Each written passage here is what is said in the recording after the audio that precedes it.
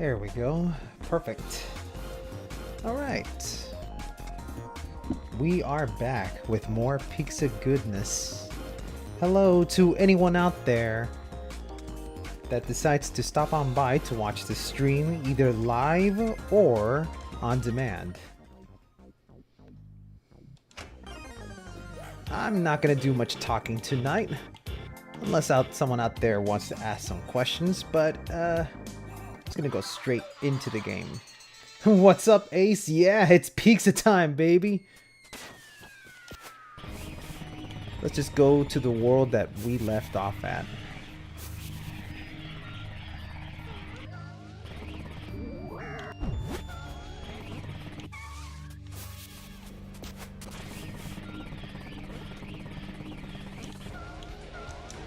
Oops. It should be up here, yeah. Hey, what's up? Thanks for catching the stream. Hope you're all having a great time tonight. There we go. Here we are. This is the world that I stopped at. So, in the last stream, I said that my favorite level was oh shit. So that is the stage we're gonna be playing first. Let's go down here. It should be right here. Yeah, right here. Awesome. Alright, let's do it! Oh shit, baby! I love this song so much. Let's see if I can get a P rank.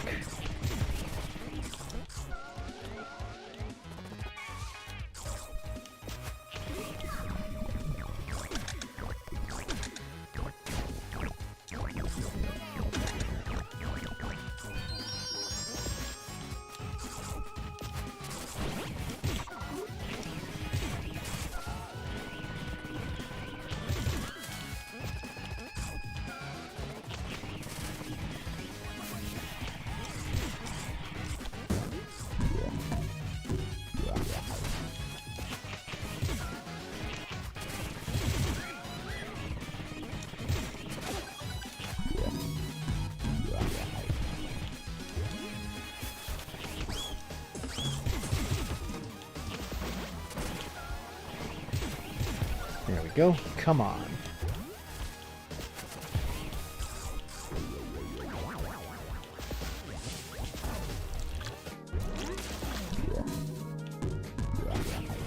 Jump up there. Go into the bottom pipe. Jump up again. There we go. Easy does it.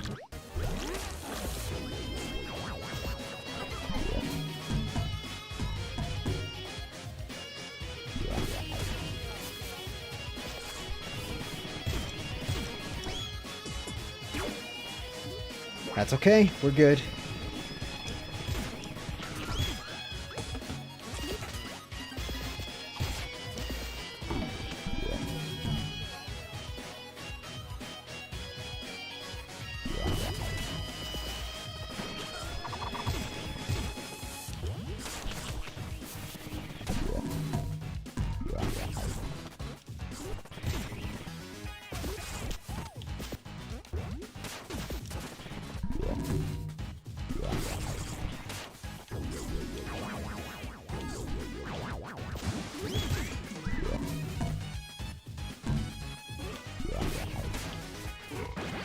All right, perfect, perfect.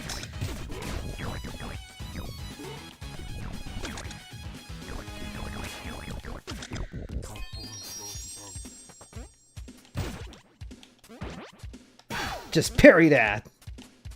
Let me knock this dude out. Parry that. Oh, I forgot. No, you don't parry that one. There we go. Oh, I'm sorry, dude, man. That's the burden of living in the Eastern Standard Time, Bo. I'm so sorry.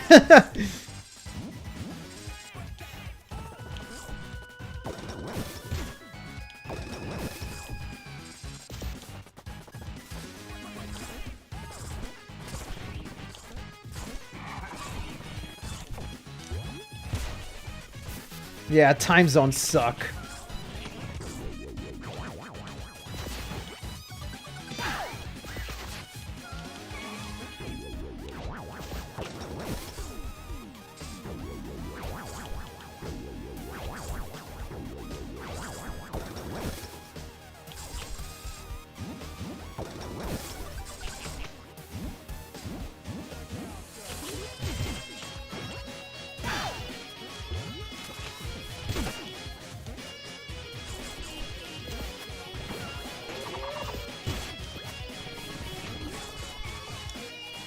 Come on.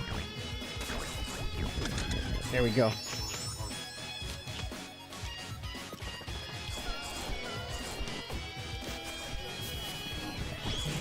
How are you doing, by the way? It's been a while since we chatted with each other. I'm a little too focused with Pizza Tower right now, so I do apologize for not talking.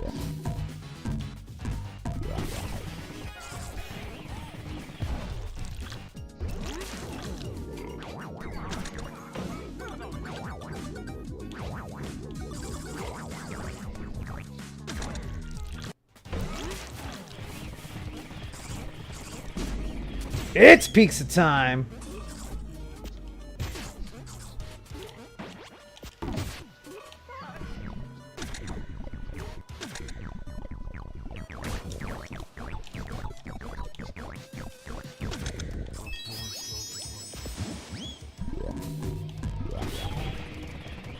Oh crap, I forgot about that one.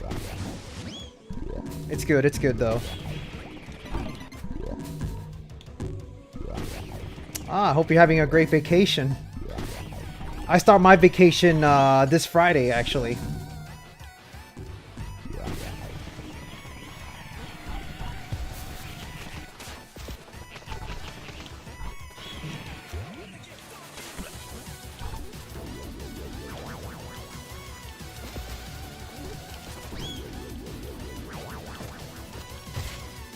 And there I go, messing up my P rank.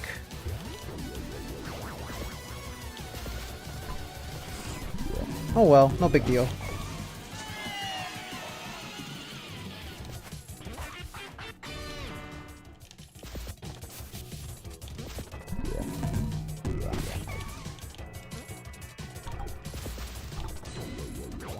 Damn, this part is always tricky.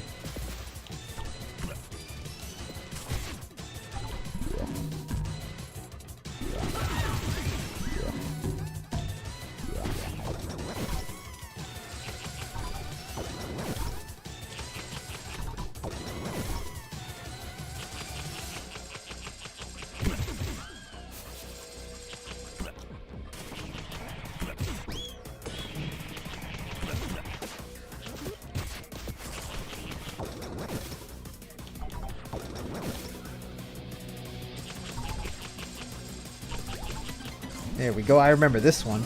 There we go.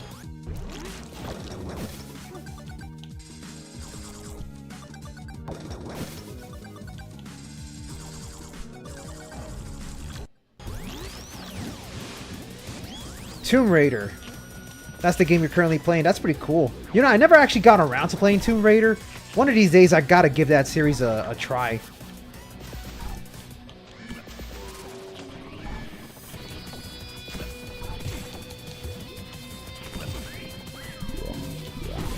I don't mind playing Wario Land 4.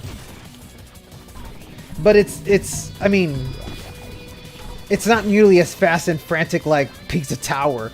Still a good game though.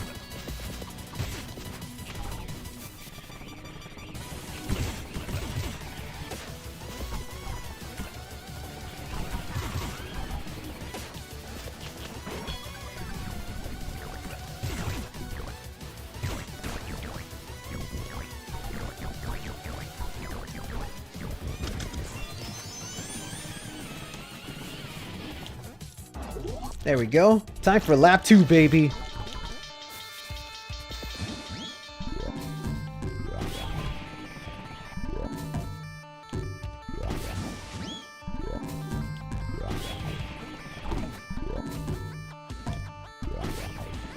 Yeah, the reboot trilogy is the best place to start. So I've heard.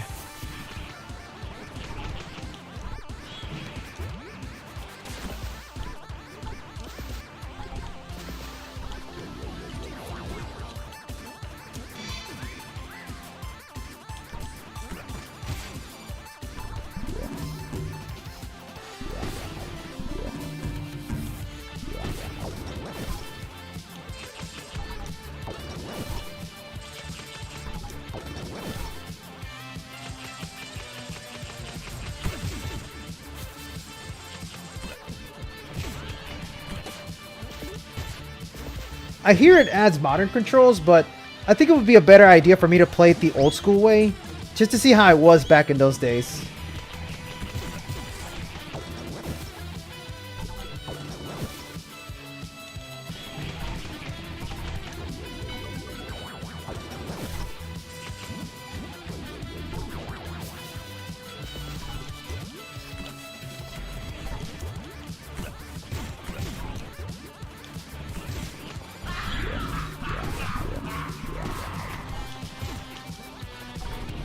Shit, oh man, I completely forgot I was wasting so much time. Well, this gives me another chance to go for a P rank. Have I played Freedom Planet? Yes, I have. I love Freedom Planet. I have not played 2 though. I should play Freedom Planet 2 at some point. As a matter of fact, I actually got to play an early build of Freedom Planet way before it actually was released to the public, because the developer of that game actually came to one of the Florida conventions and had us actually try out the game. Like, it was a surprise. Like, I was at the convention and I was walking around the hallways when I saw this booth for the game, and I never heard of it at the time. I never heard of the game at the time. I walk up to it and it's like, whoa, what's this? Freedom Planet? It looks like it's a huge Sonic influence. And I got to meet the developer of the game, and he was telling me, oh yeah, man, I'm a big fan. I'm a big fan of Sonic. These are all the things that I did. And I got to sit down with it, and I was like, yo, dude, I love Sonic as well. Let me give this game a shot. And I sat down and I played it and I said, yeah, man, I can definitely see the Sonic the Hedgehog influence. And actually, hold on. Now that we're bringing up Freedom Planet, I gotta show you this. Hold on.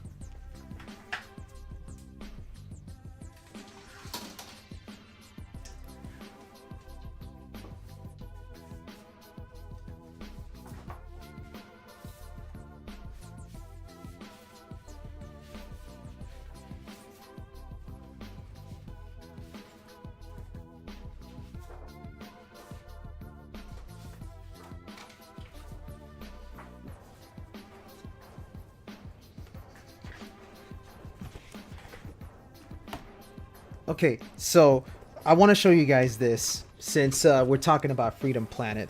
But when I was there,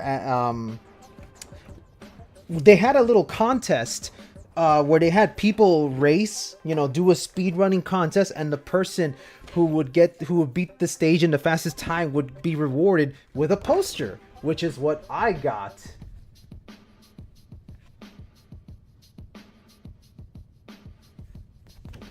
So this is the poster that they gave me for speedrunning the game, which, you know, I mean, I'm a Sonic fan, so I was able to adapt to Freedom Planet pretty quickly. And they gave me this one,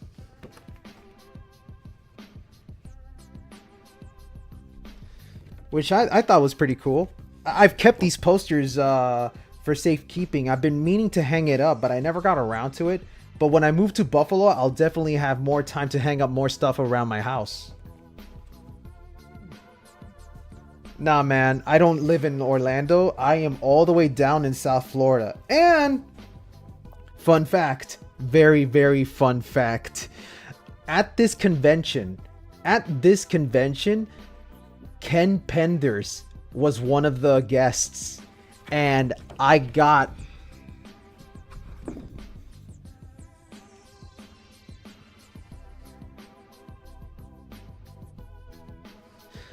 his autograph.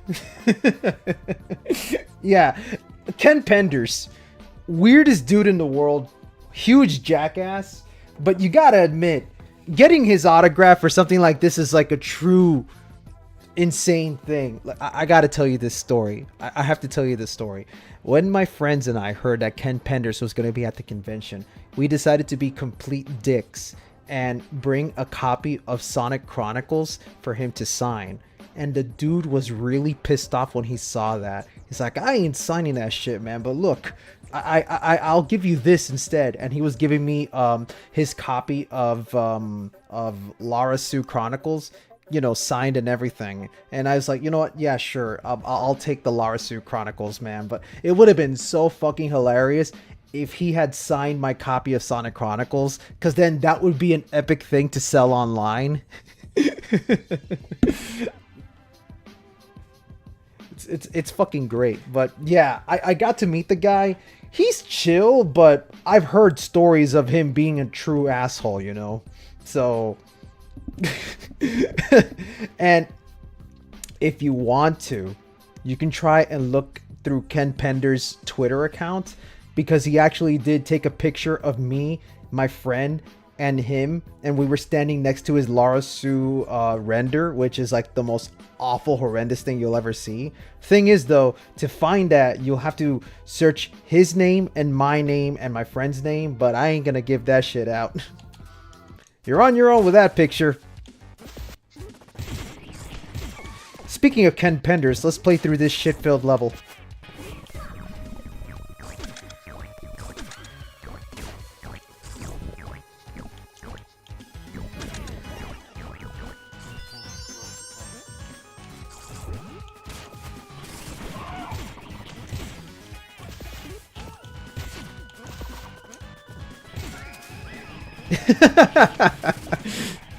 we like, my friend loves being an asshole. It's not me. He's the one that always comes up with these horrible things to do.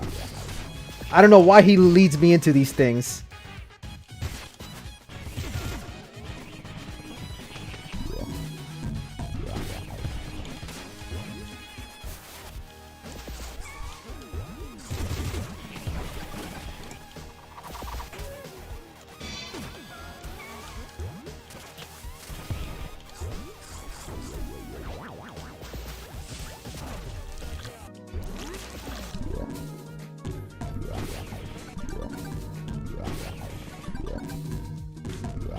So yeah, I got to meet Ken Penders.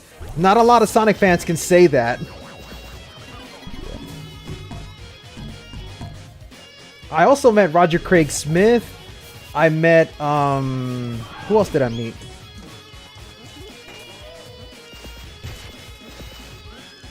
I'm trying to remember who else I met. Because I know I met a lot of celebrities. I got to meet Phil Lamar. Who else? What's the name of the voice actor for Jake from Adventure Time? I met him. He's a really cool dude. He's also kind of huge. He looks like the kind of guy that could beat you up if you're not careful.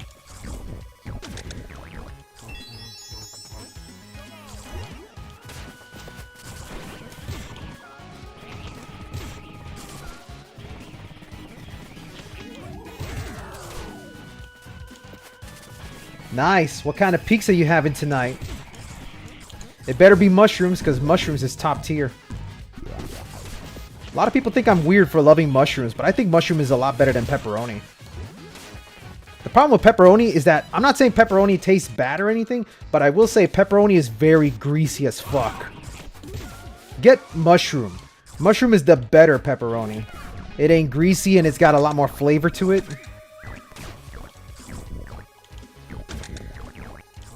That's my own opinions anyway.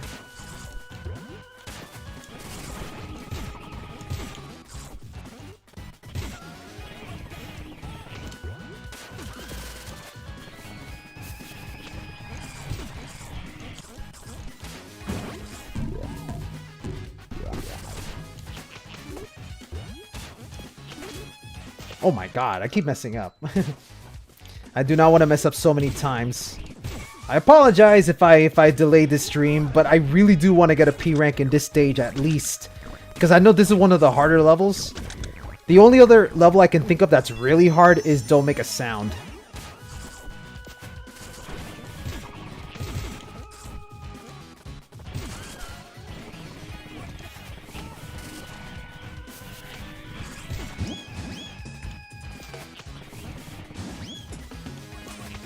You're allergic to pepperoni? I mean, not pepperoni, mushroom? Oh, okay. That's a good reason to not like mushroom. Okay, I'll let it slide just this once.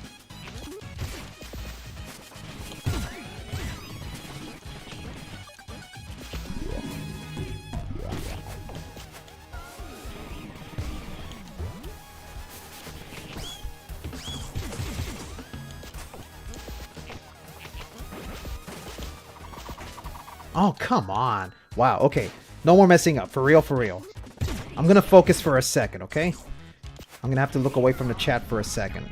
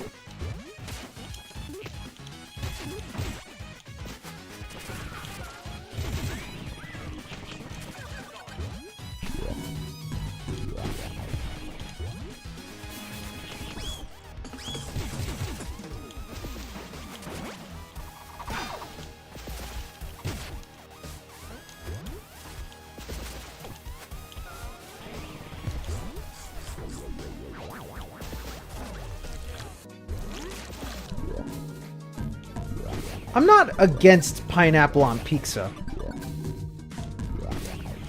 I will say though, the one ingredient I don't like on my pizza is anchovies. I've tried pizza with anchovies because there's one pizza restaurant near my place that serves that. And one day I was like, you know what, fuck it. Let me see. What is the big deal with anchovies on pizza? And it was not that good. The problem is anchovies are just really fucking salty.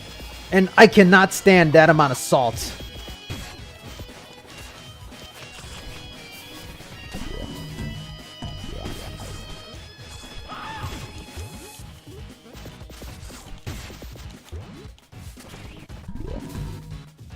Yeah, I know about the biggest game coming out today. I don't have the platform for it. Sorry.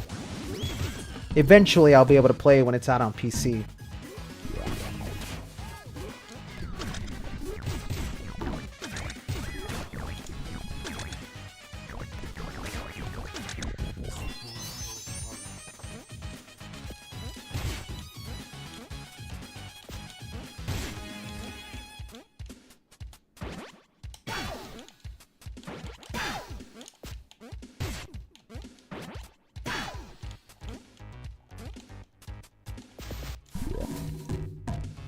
Sorry, I'm a little occupied. I'm not able to see all the chat.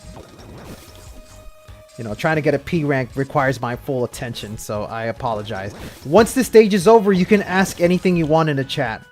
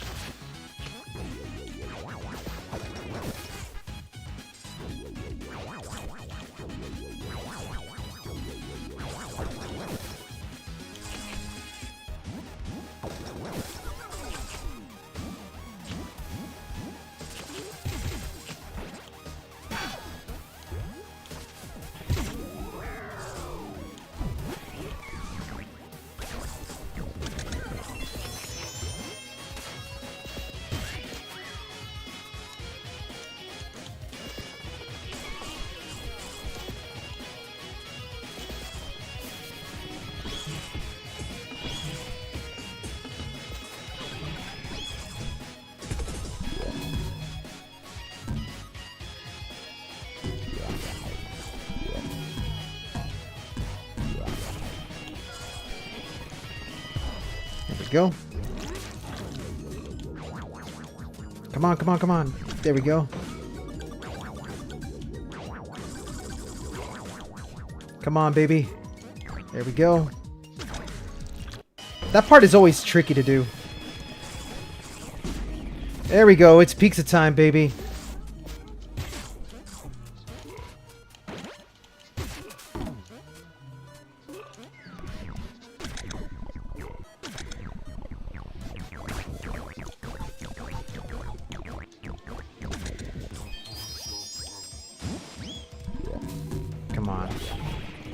There we go.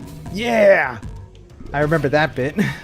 You have to jump for it. You have to jump for this one too. Hold on, hold on. There we go.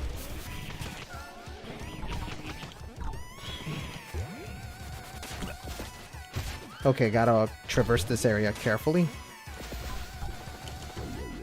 No! I'll get it on the next run.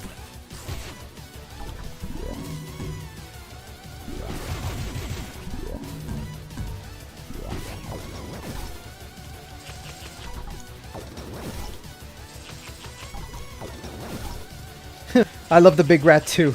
I love it. It's not really brick, is it? Just a regular rat?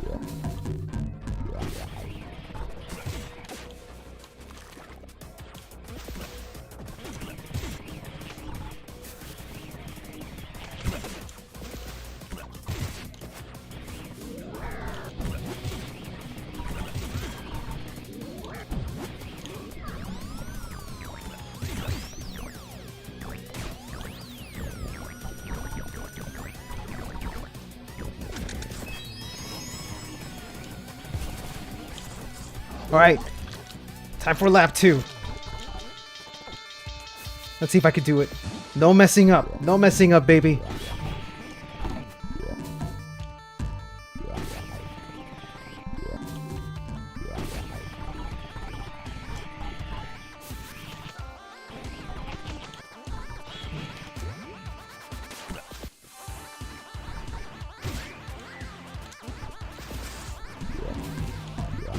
There we go, the janitor's closet. They added those rats in a later patch because it was proven to be very difficult to get a P rank during that segment because there's like a big open moment where you're not really scoring.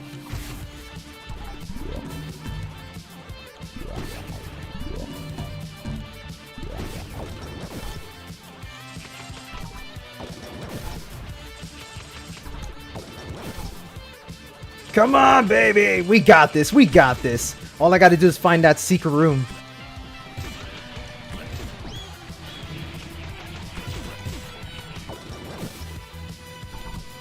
Which is right here. Come on. Come on!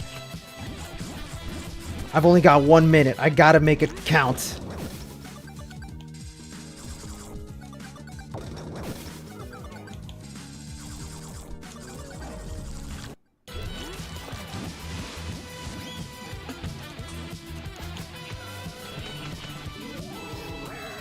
No! Did I actually drop that? No, that's not cool. Damn.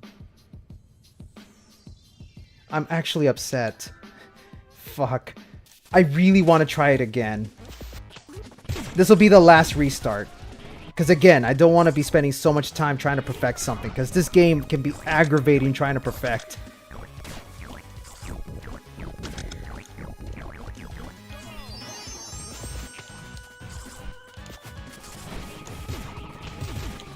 This is why you have to get everything in lap 1 before doing lap 2.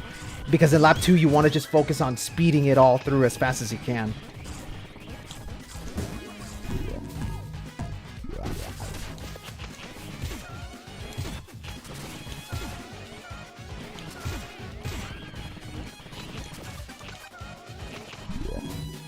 It's cool, man.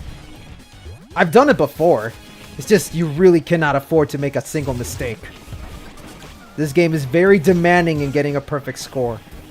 So I'll tell you what, if I don't get a perfect score here, it's not the end of the world. I'll just move on to the next level.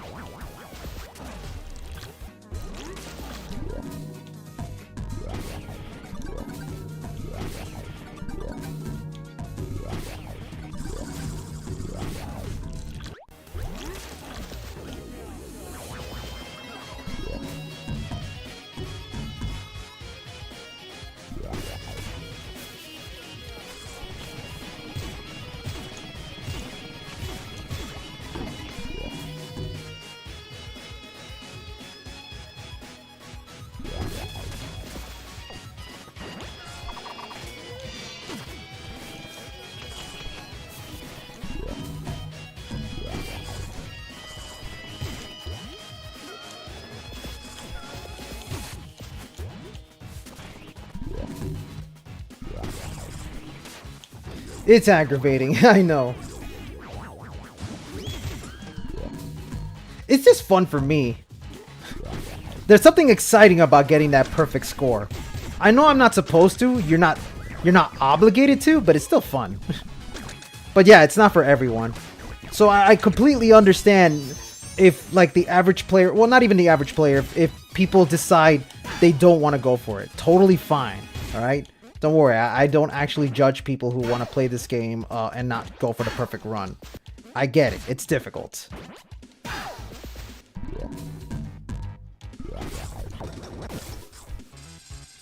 Oh yeah, no, I know about that mode you were talking about. I saw it the other day after you mentioned it. It's crazy. I actually want to install that mod and see if I can handle it.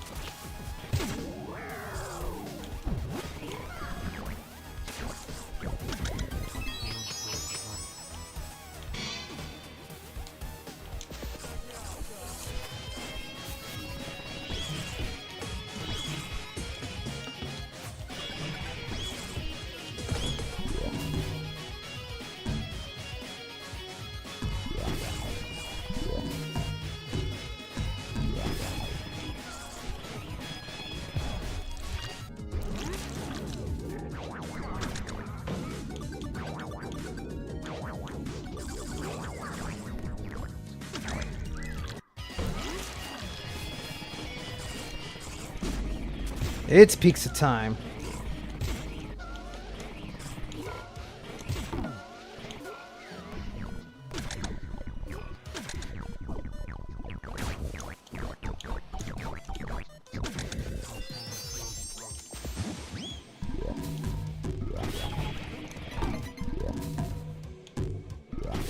I feel like one of the artworks that you see on the wall is Steve Harvey.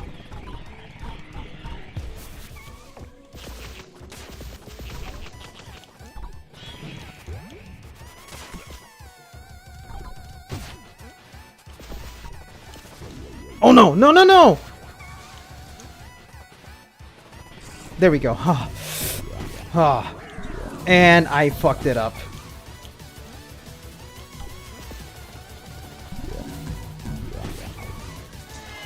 Oh, can I get it? Can I get it? Can I get it? Yes!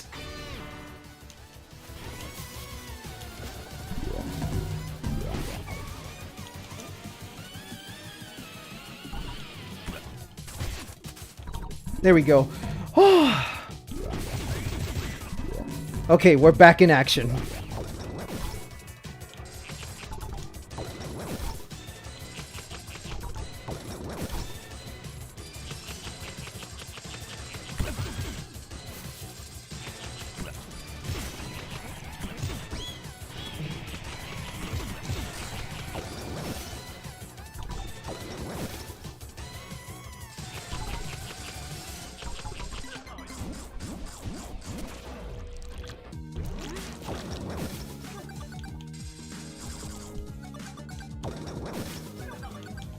Okay, I just gotta make sure not to mess this part up.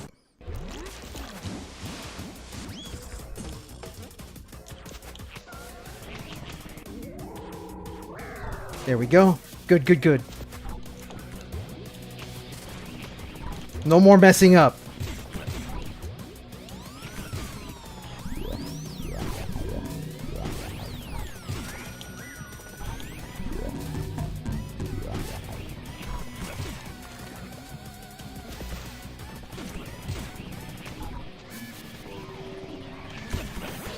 What the hell? No, get out of here, you stupid Ninja Turtles.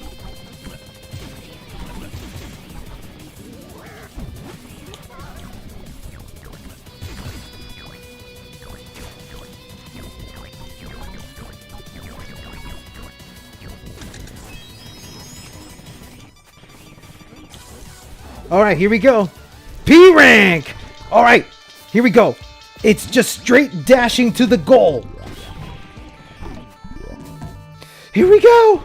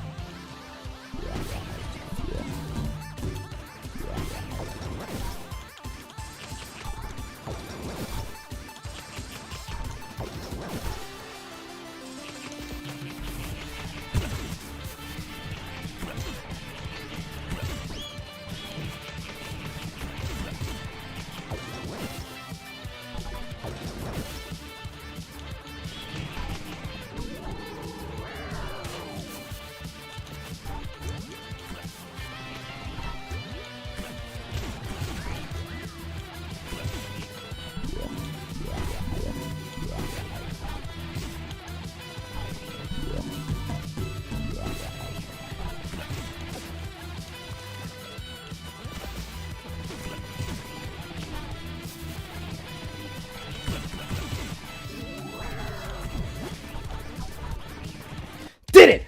Yes! Ooh! Yeah! Okay, so I know someone wanted to chat with me. Someone was saying, hey, you skipped my chat. I'm so sorry that I did. What were you trying to say? Let me see. Quick question. Why is Marius highlighted differently? Oh, I actually don't know. You're gonna have to ask him that yourself. I'm sorry.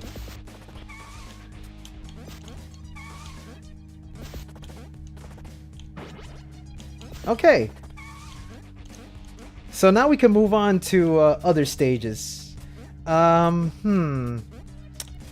from here on out, I do not guarantee P ranks for every level.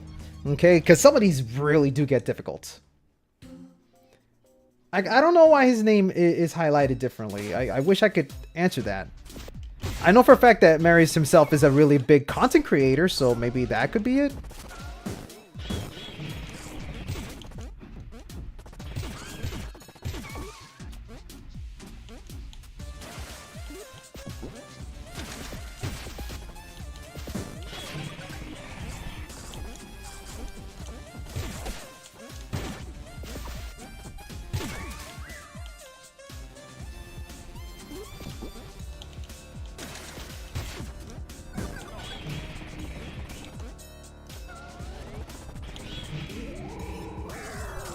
Yeah, this level is nuts. I am not gonna P rank this one, okay?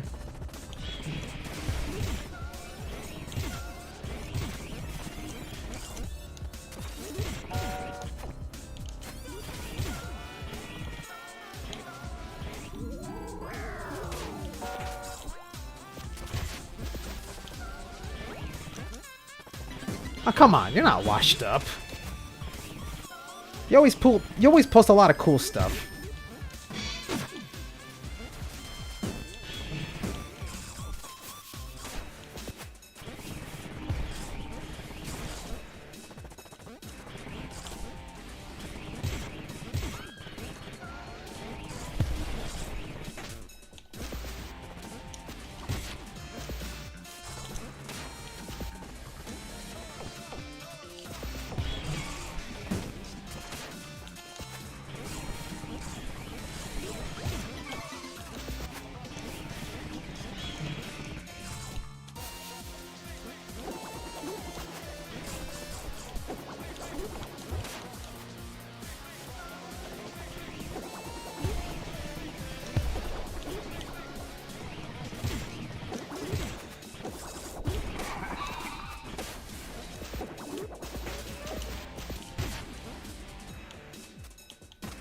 I love this song though. This song is really good.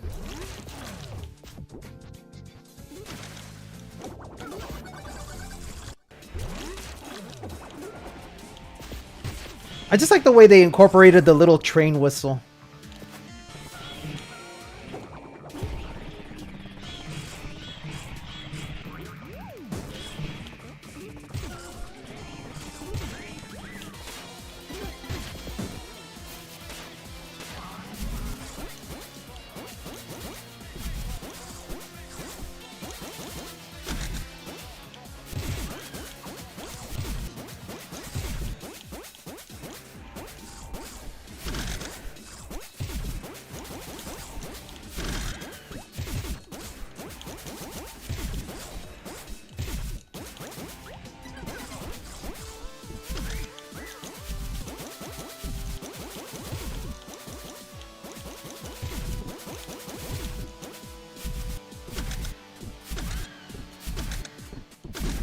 It's pizza time. By the way, doesn't he look like Bob's Burger underneath that pizza box? I don't know why, but I always think of Bob from Bob's Burger because of the way his face looks underneath that pizza box. So goofy looking.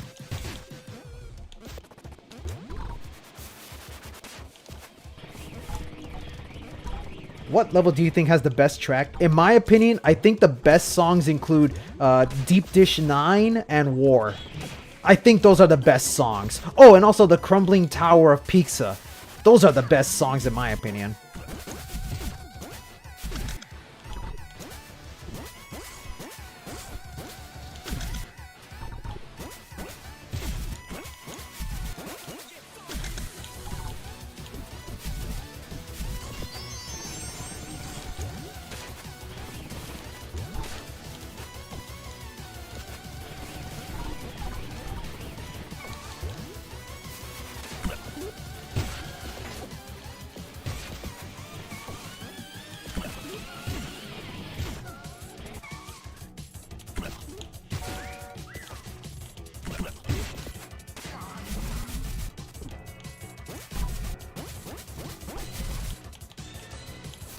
I love War because that song sounds a lot like Genesis Justice.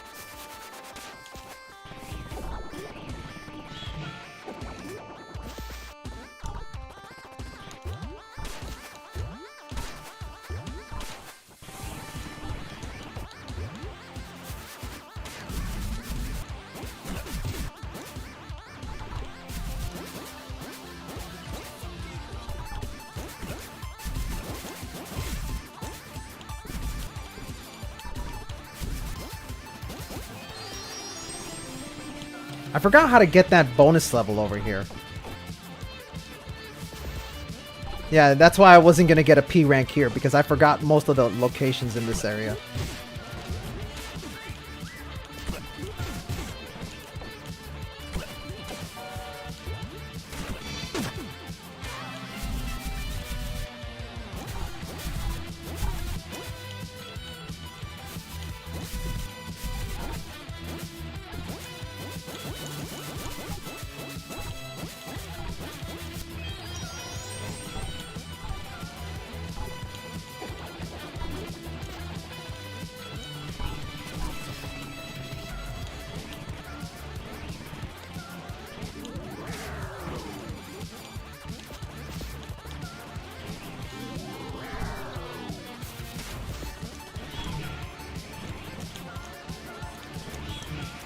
Oh crap!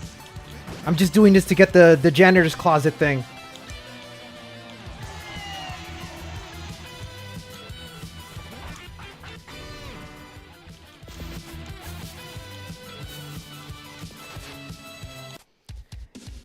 There's a metal block you have to dash through and break. I figured.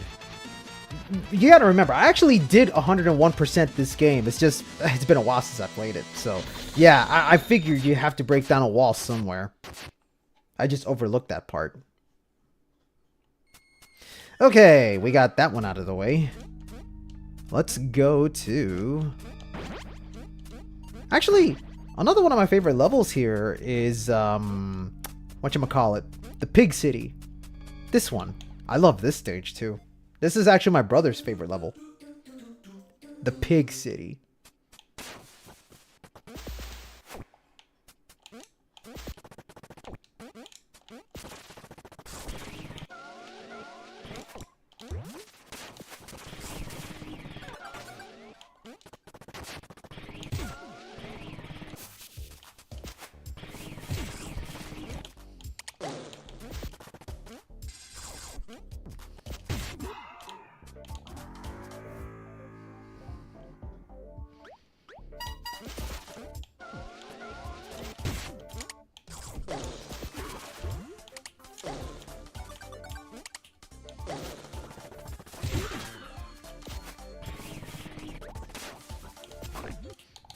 Let's start that again, because I actually forgot most of the stuff around here.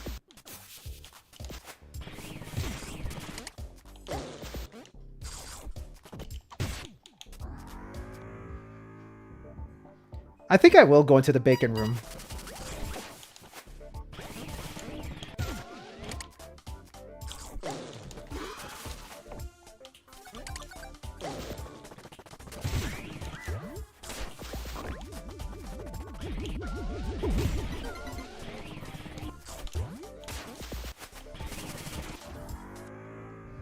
The little honks, I love it.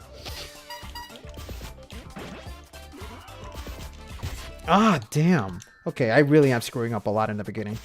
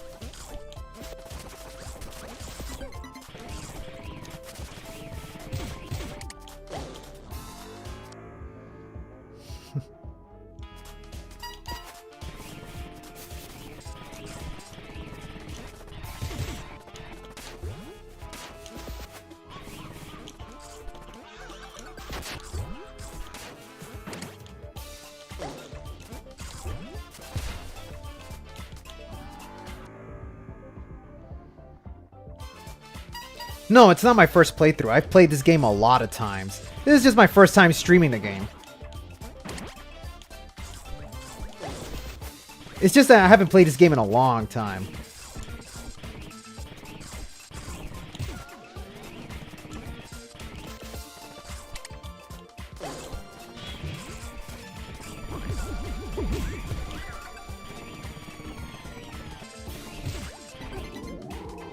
There we go, the bacon room.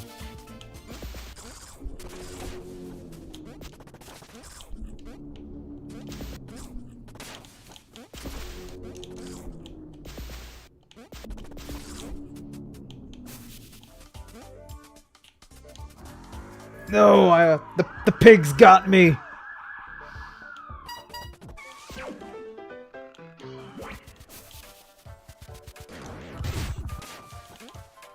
I love Gustavo's song.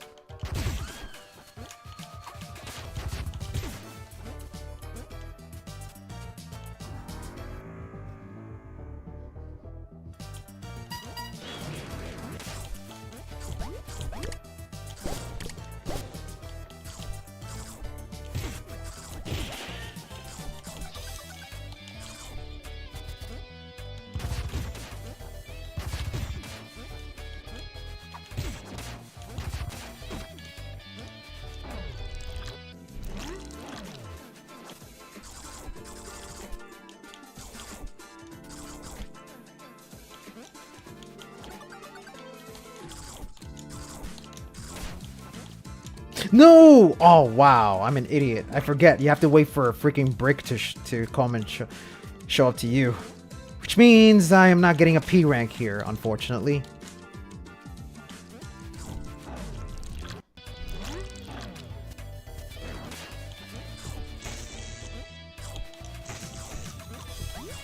I am so good at this game. Can you tell?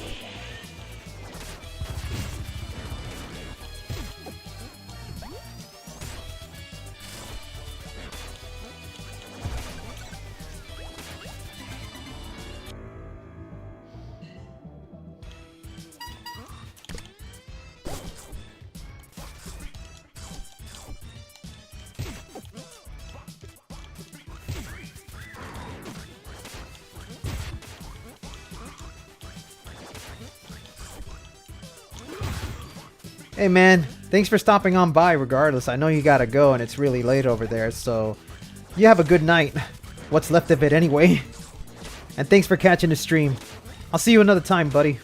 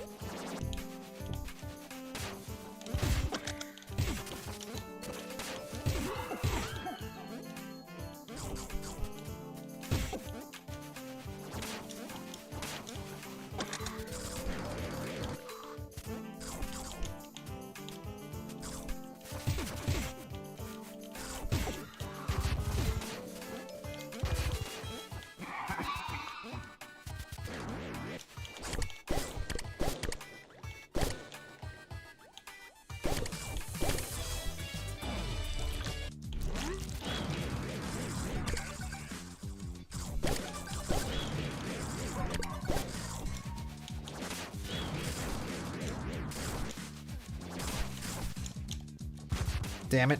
Oh boy.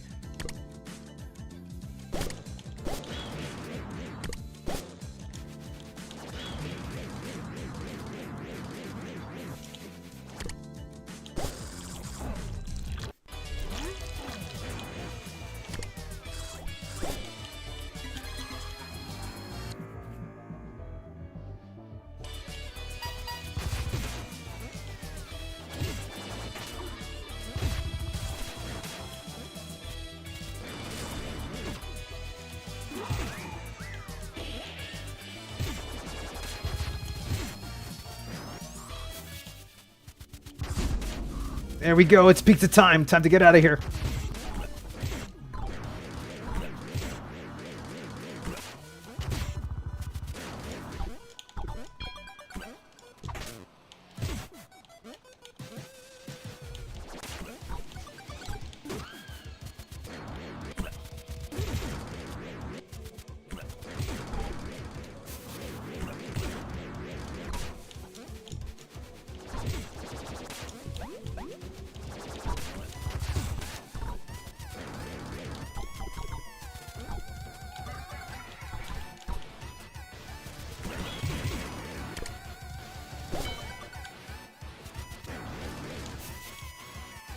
And now back to this guy.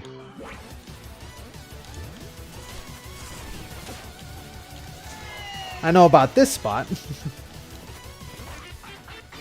In a pig level, we get donut.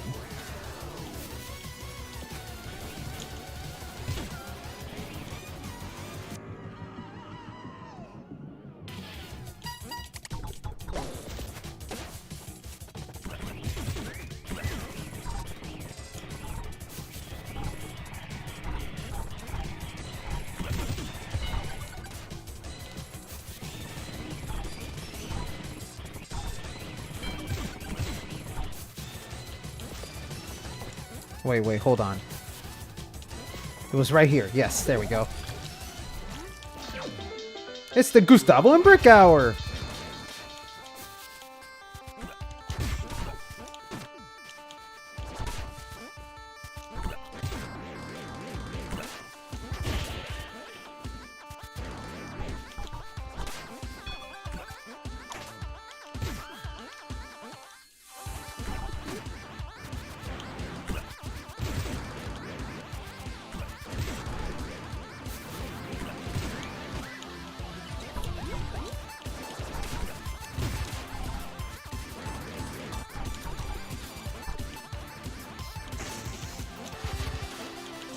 Ah, crap.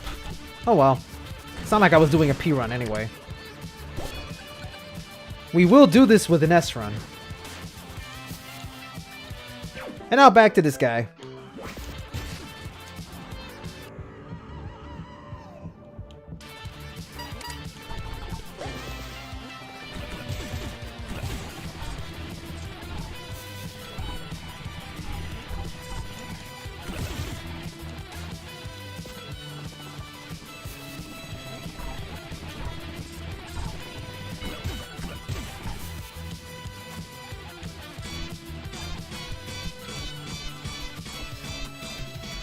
There we go.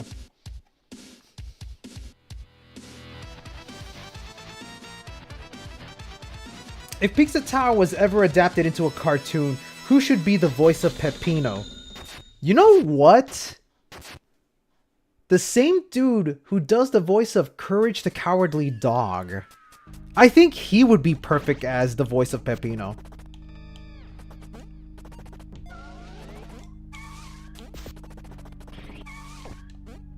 Now it's time for Refrigerator. I think that's the name of the level. Refrigerator, Freezerator. That's what it is. This one's also very tricky to P rank, so don't expect me to do that.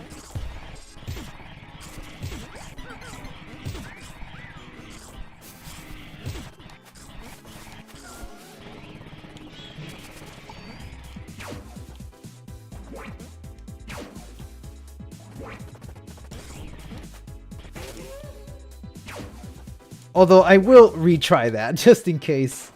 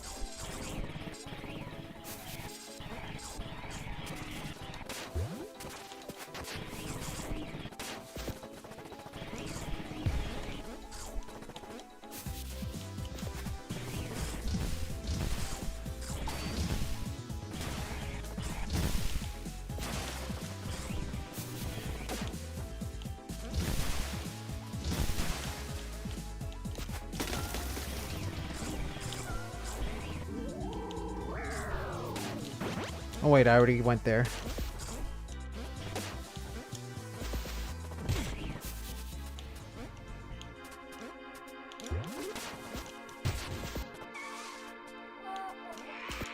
No, get out of here, Santa Claus.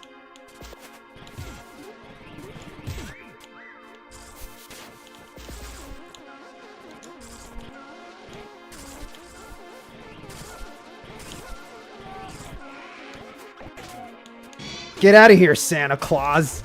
Nobody likes you.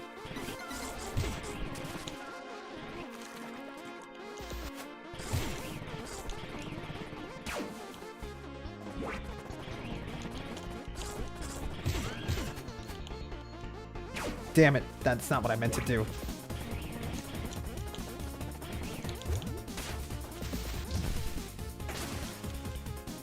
Wow, okay. Well, no P rank tonight. Wow, what am I doing wrong? I used to time that right.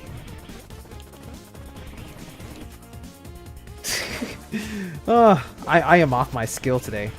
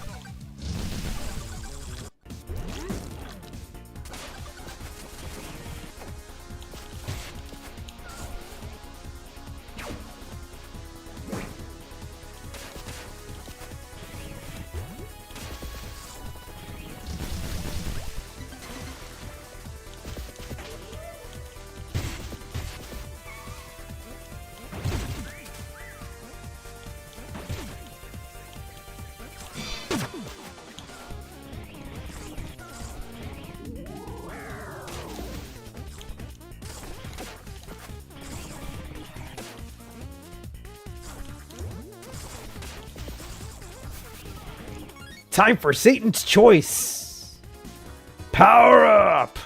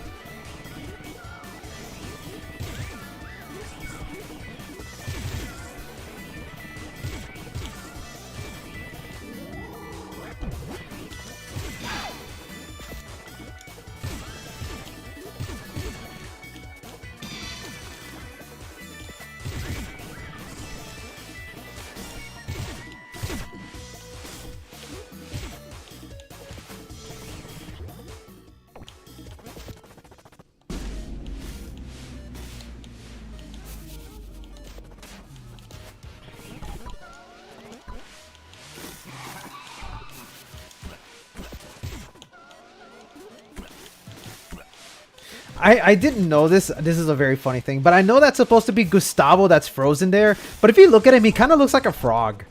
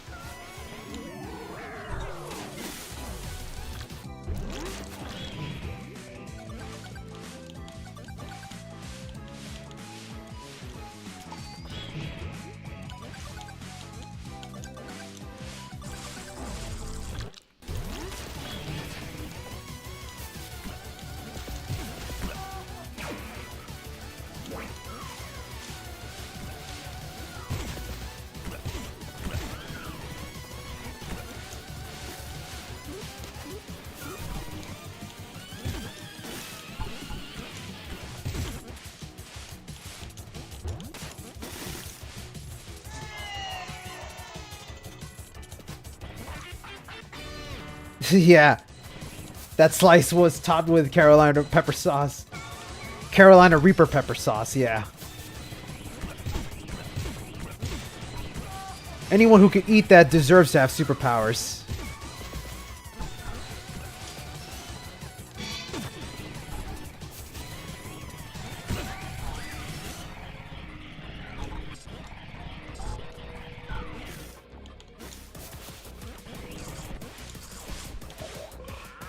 Now to do it again, but without our burning mouth.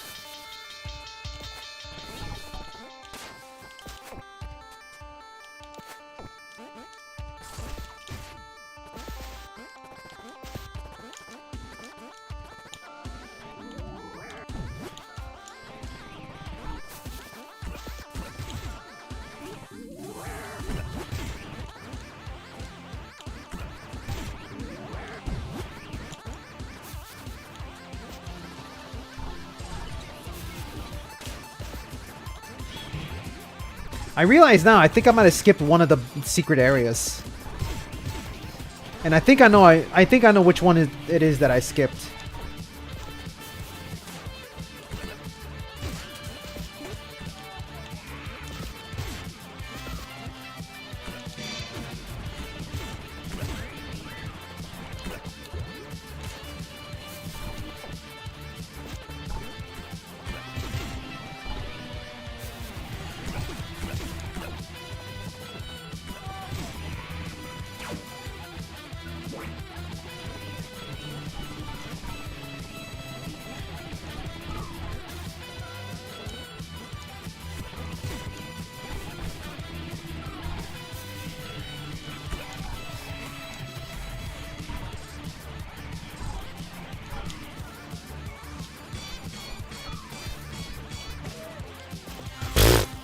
That would have been a horrible way to lose your P rank, actually.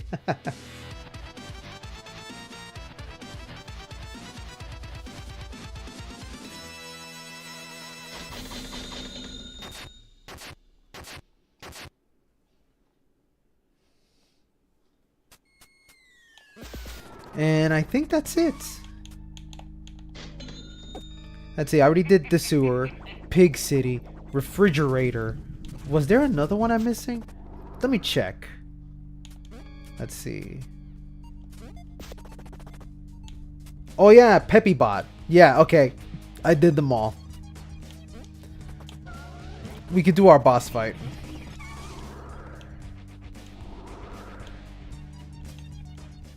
For this one, I think we're fighting against our clone. Yeah. Peppino versus Peppino. This dude is weird. Let's try that again.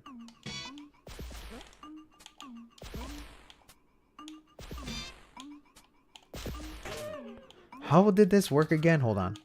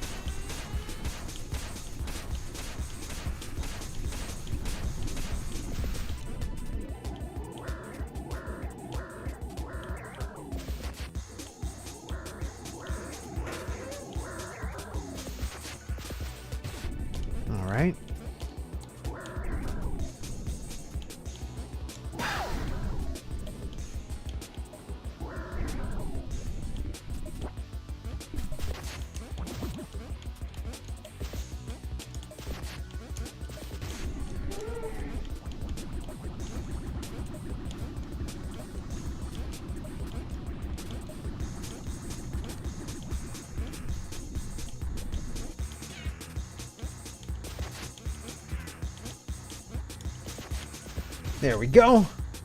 Time for round 2. Well, I think.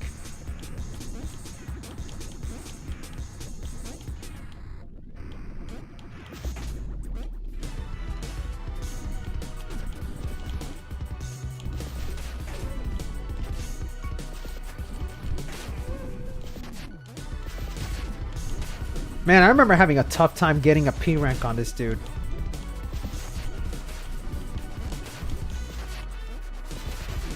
He just throws everything at you.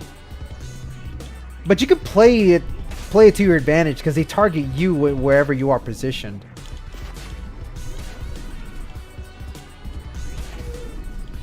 Doesn't work all the time though. It's pretty tricky.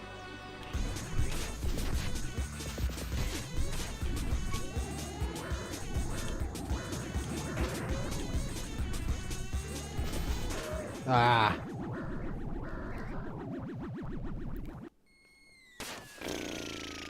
I'm gonna have to play that mod in my spare time. There's no way I'm gonna be doing that mod run in a stream.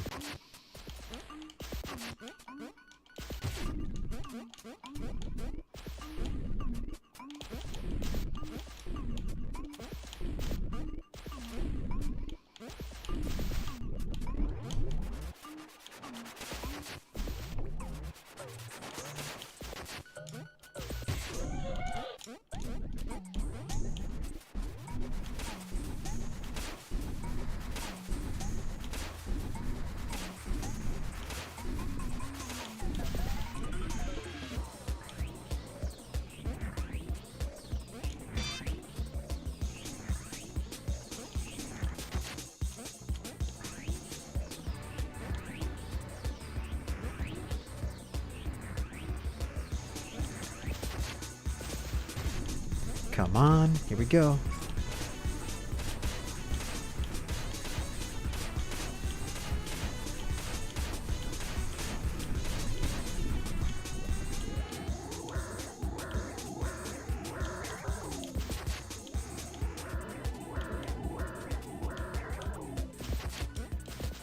There we go. Much, much better.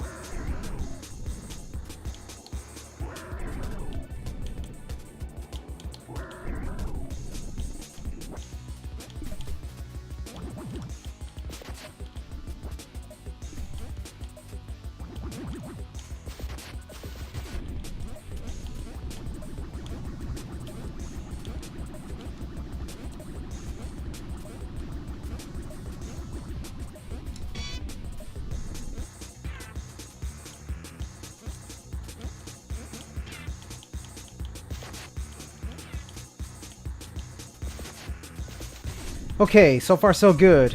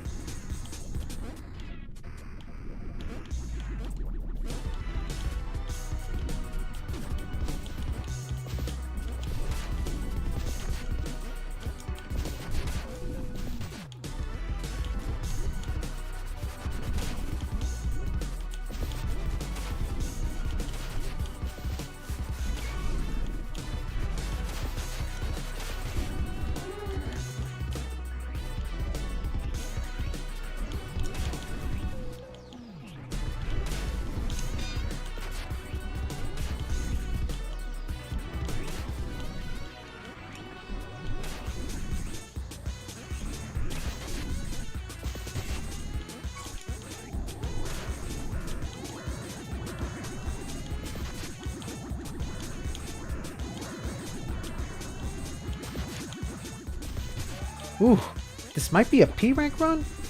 Better not jinx it though.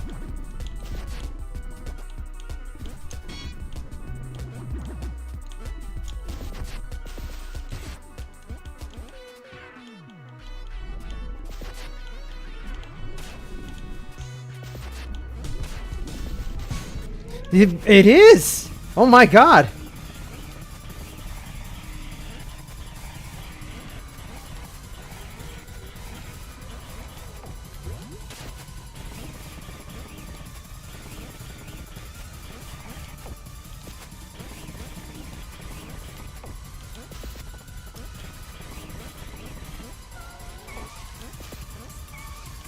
There we go.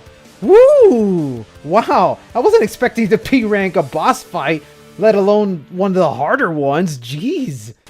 Wow. Yeah, go me.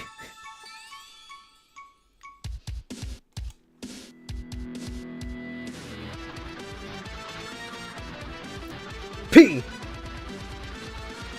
I'm doing the same pose as him. You can't see me though. You can't see my arms.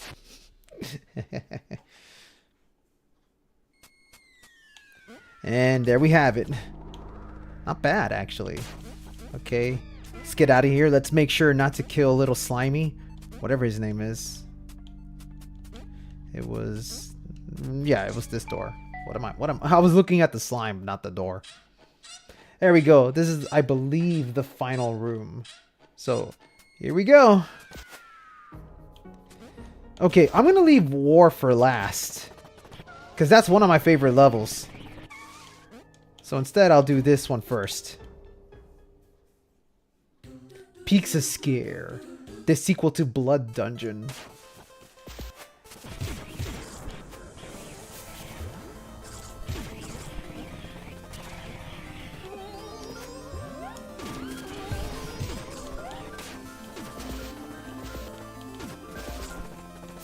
Snotty, yeah, Snotty.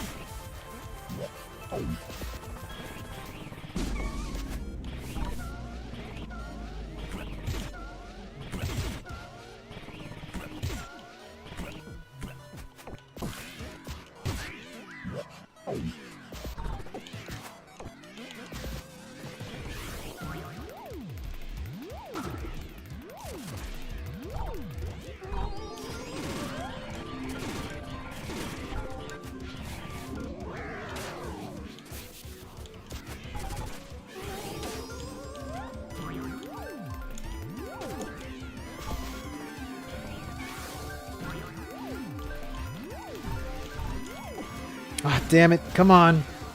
I have to be in that ball form so that I can get one of the doors. Yeah, that one. Shit. If you'll excuse me, I want to try that again.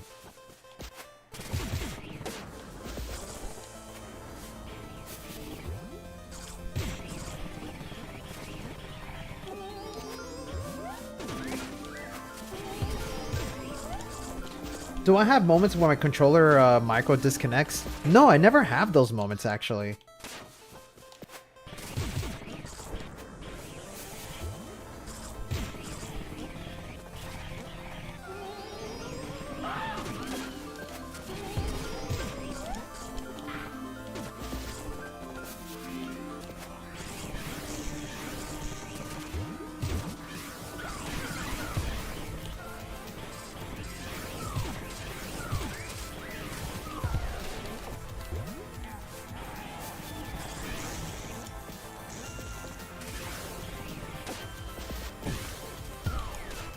Wow, I was doing a great job earlier. If it was that one mistake earlier that costed me big time.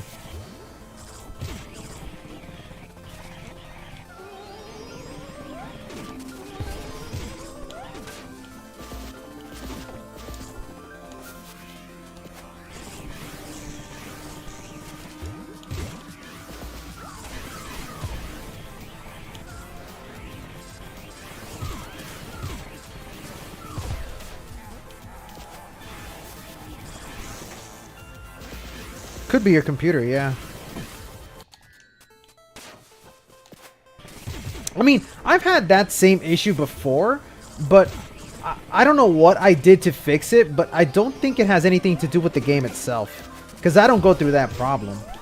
It might be dependent on the Bluetooth connection, it could be the controller you're using, there's a lot of factors involved. For me, what I ended up doing was buying an Xbox One dongle and using it to connect my Xbox One controller. Because I actually think the Xbox One controller is very top tier. Like, this is the one that I use. I think this is very top tier because the D-pad is super clicky. And I love it a lot. That clickiness is what I need for a lot of these games.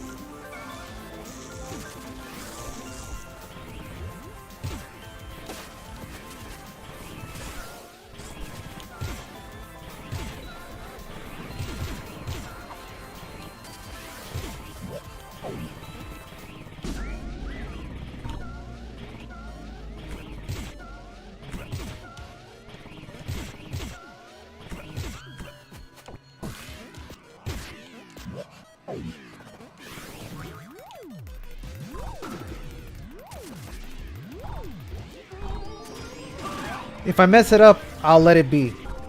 Alright.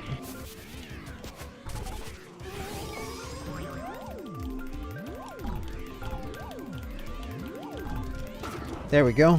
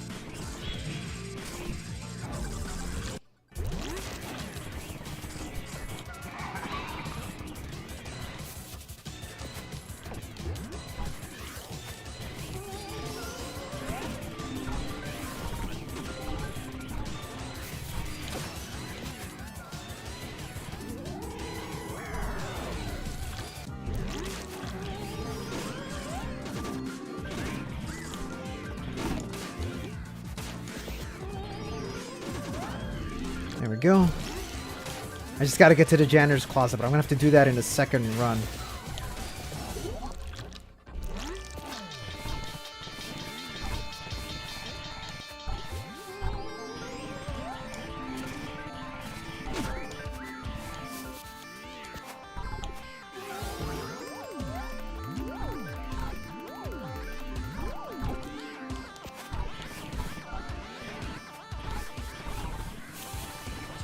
Trying to remember, where was that janitor's closet?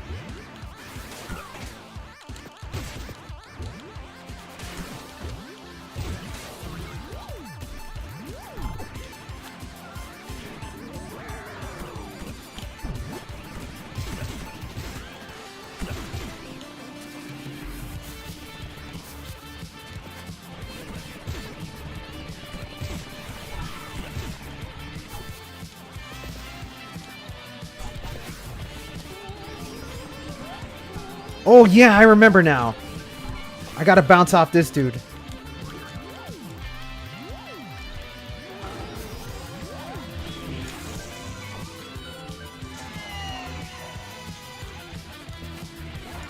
P rank! Can we do it? Can we do it?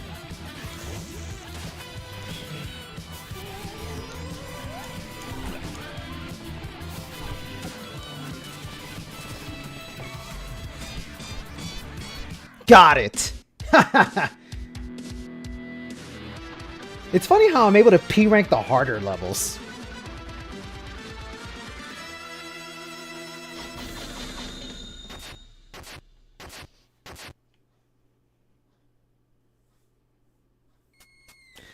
Yeah, no, I already got Jeremy, so it was a matter of finding the room.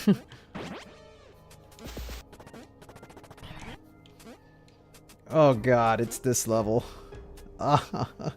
Don't make a sound. I hate to admit it, but I actually do get spooked whenever I get caught by those monsters. So hopefully I don't actually get spooked by the monsters. So all we gotta do is not make a sound.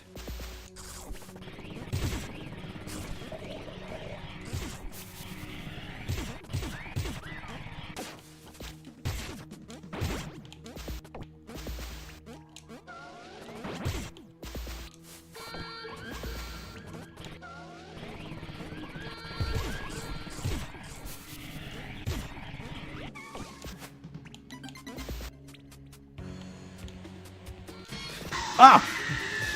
Damn it. I was trying to actually deliberately activate that so I can run back.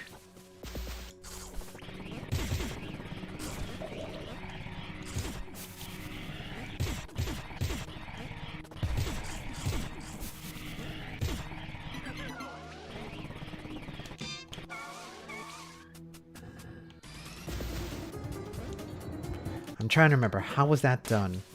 Because I know you have to run back, make the guy fall into that trap.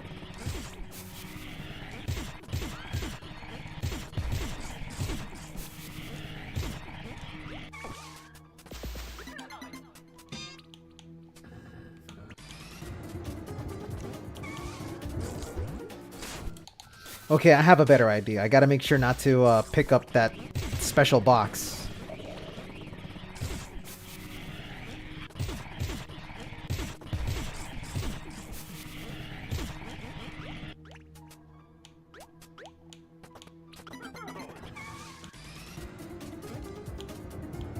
There we go.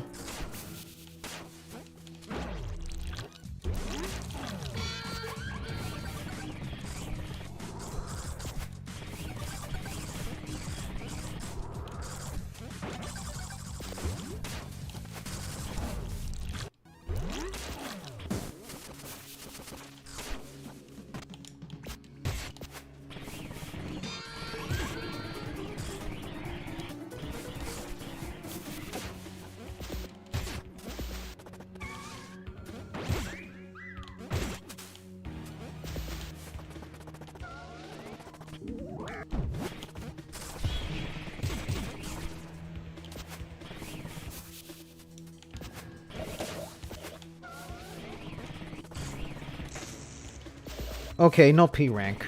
Seriously, I hate this stage.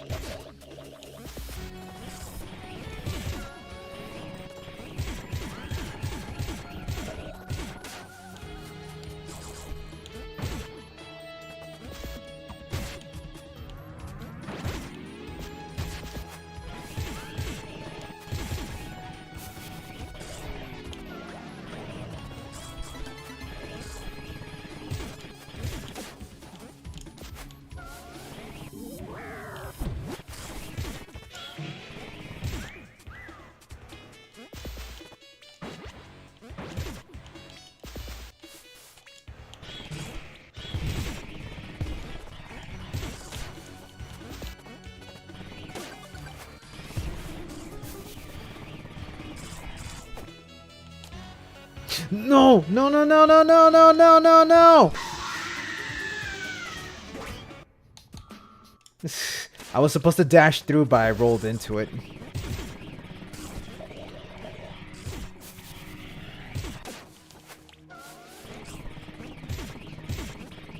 Have I mentioned I don't like this stage?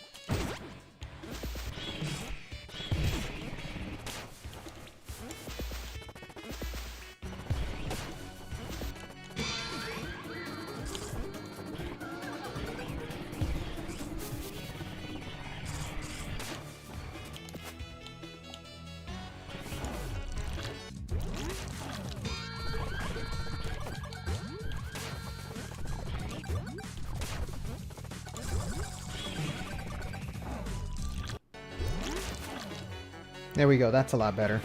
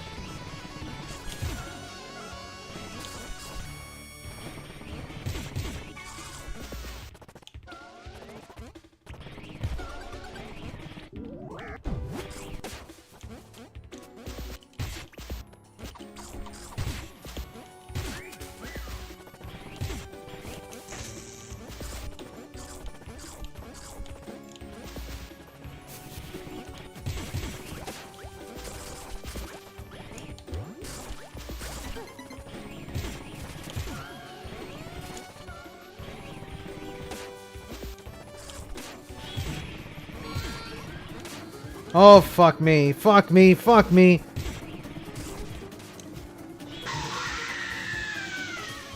Okay. Damn it. The one mistake. It's always the one mistake.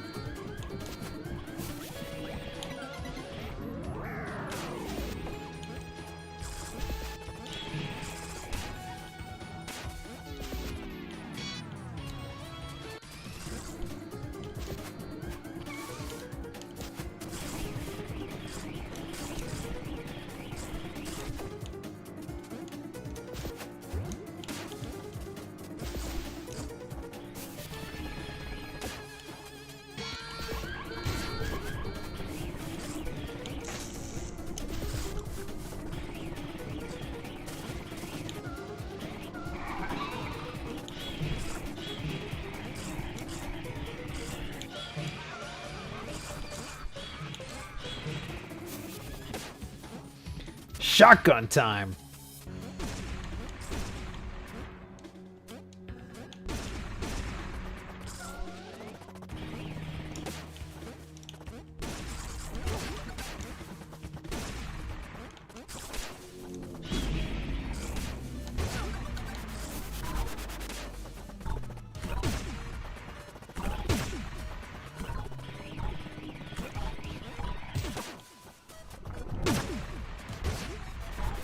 I love how the tables turn when you get the shotgun. It's such a great feeling.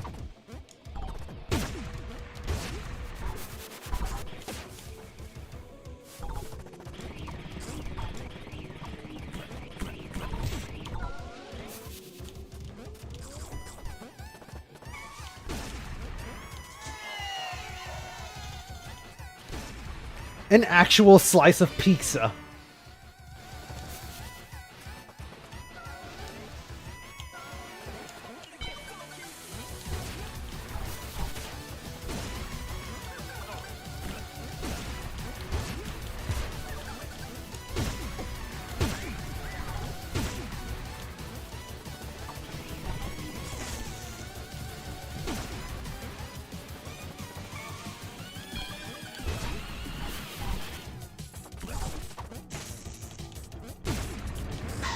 Ah, come on.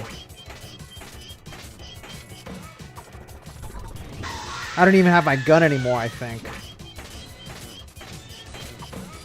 Oh, I do. I do have it. Yeah.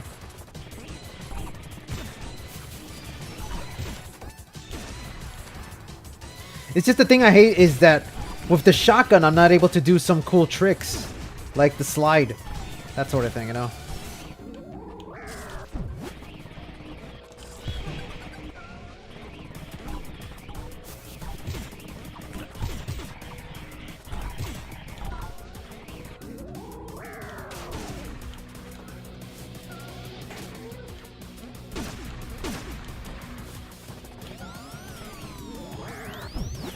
There we go.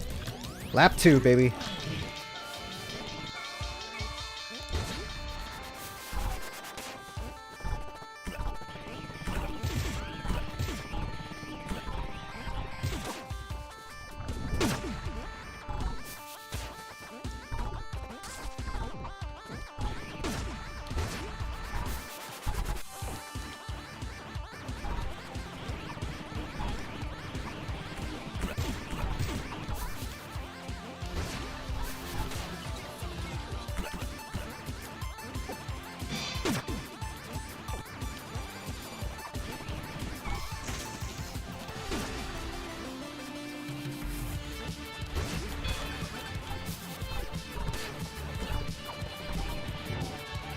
Oh, I got Oktoberfest.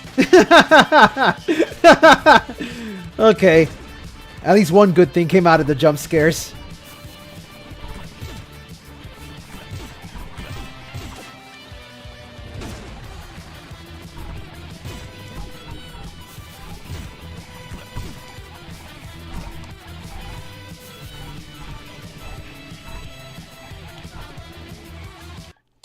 Not quite an S rank, but I'll take what I can get.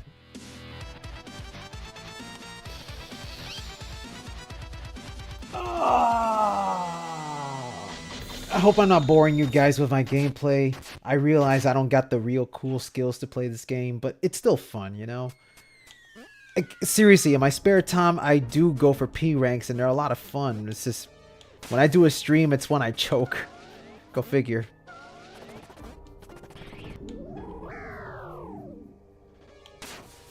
And here we go.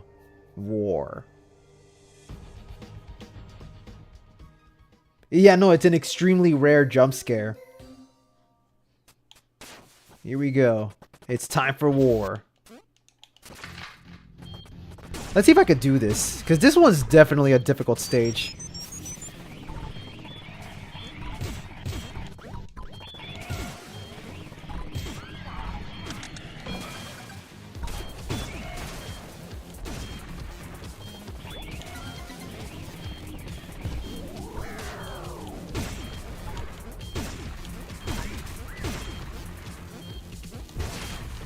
War. War never changes. Or has it? The war has changed.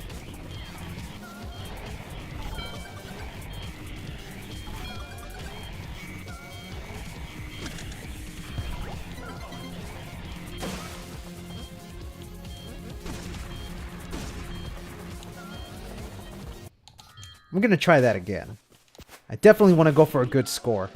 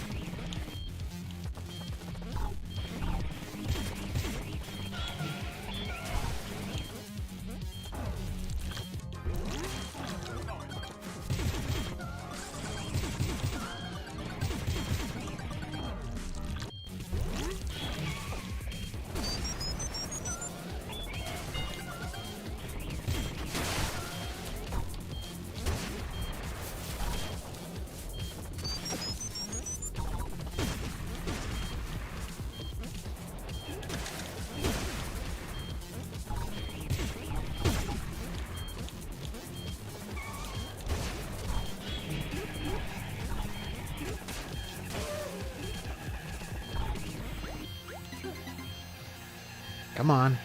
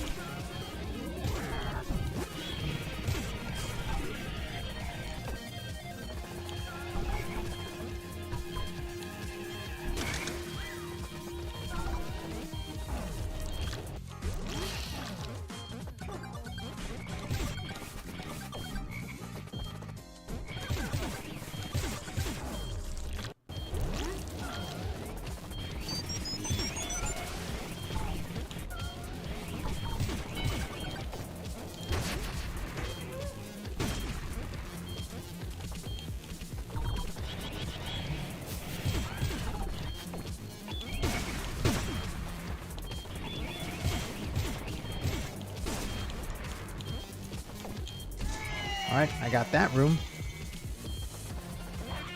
It's a box labeled food. Just food.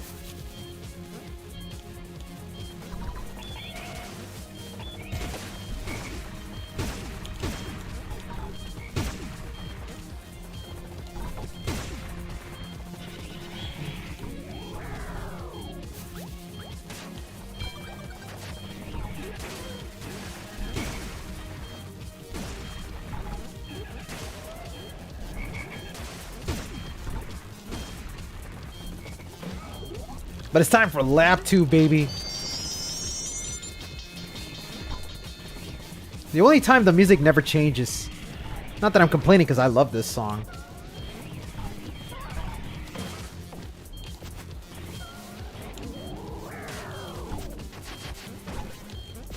Yeah, it's a rations thing. That's what it is. You know, kind of like the calorie mate from Metal Gear Solid.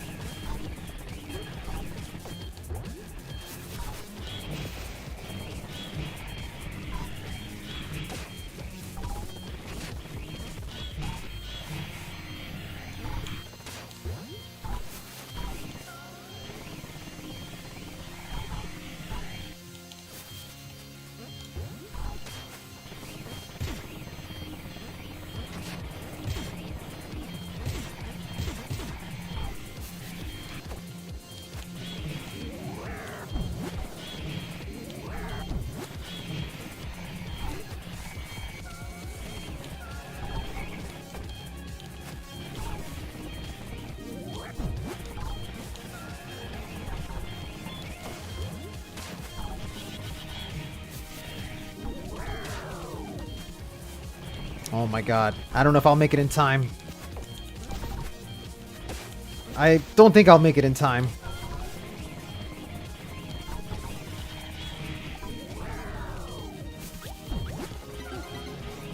Or maybe? Maybe? Maybe? There we go. Woohoo! Not quite a P rank, but I'll take what I can get.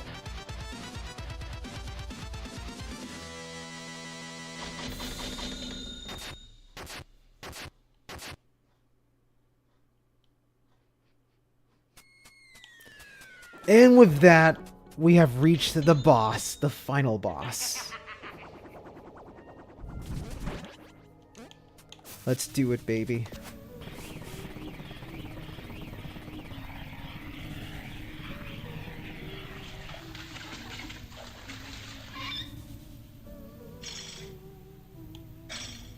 Yeah, I'm here for you.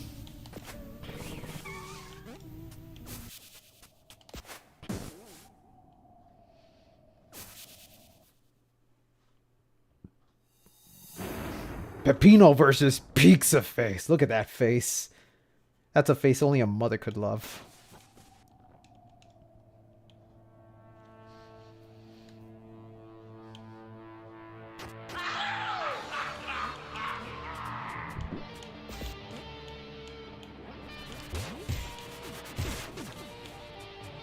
Let's do it, baby.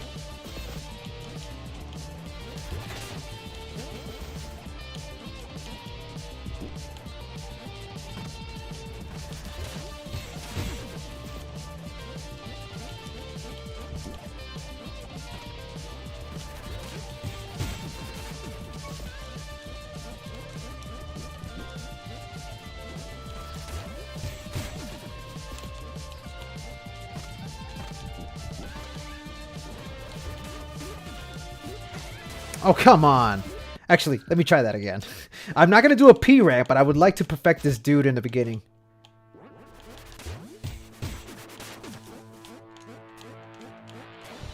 Let's do it.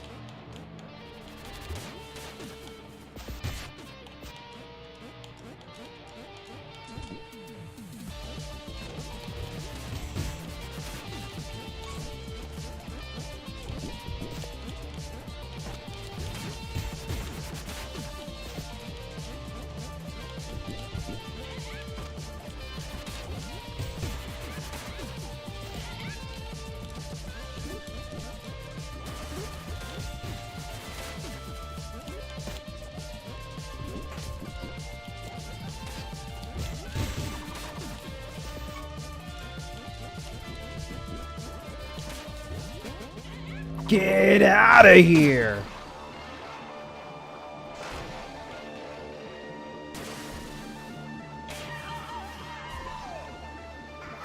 This dude's a real weirdo. And this song is also really weird.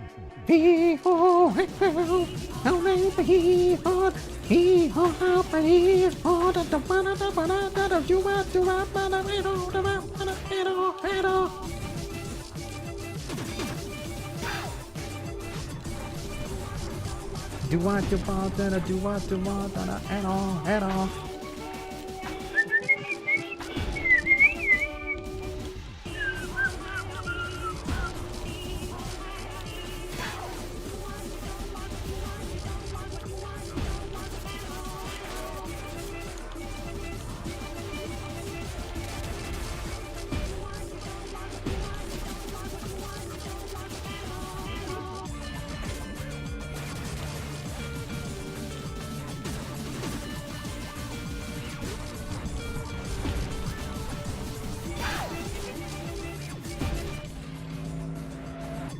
Oh, but the fight's not over. Oh, we gotta listen to the music. I'm gonna pump it up for a sec.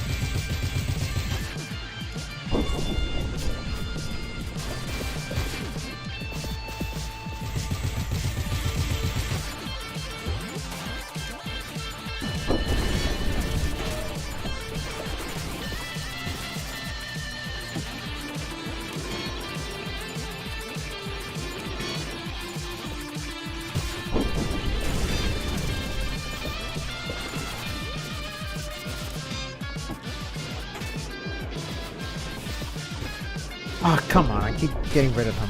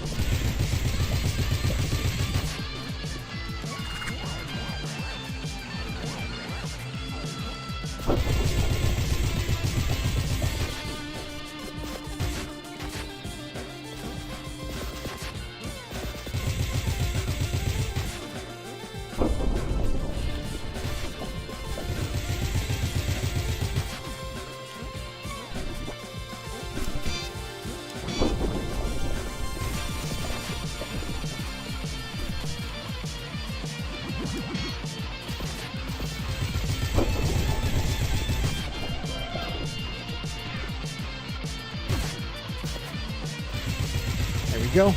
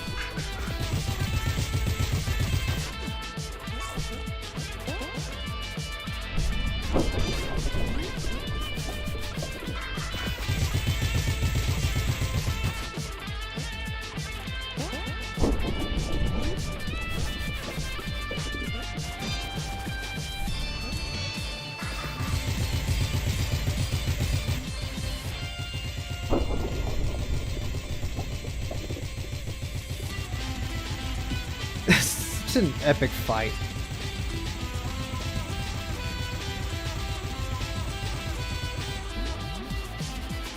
Dive bomb!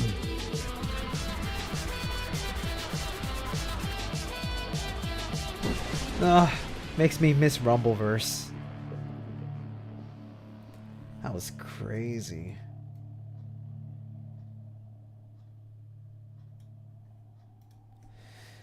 Whew, boy. I find it interesting that not only can you stand on this guy's feet, but your crouch is the exact same length as his feet for some weird reason. Let me see. Oops. Like, see? Fits perfectly. I wonder why. Was that on purpose? That's something that always bothered me. Hold on. There we go. Perfectly fit. It's weird.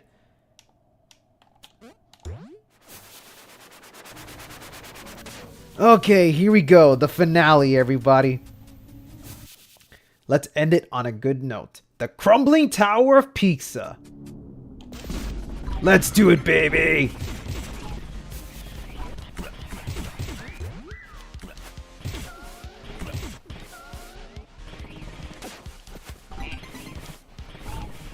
We gotta get out of here. Everybody must get out. Get out. Store's closing.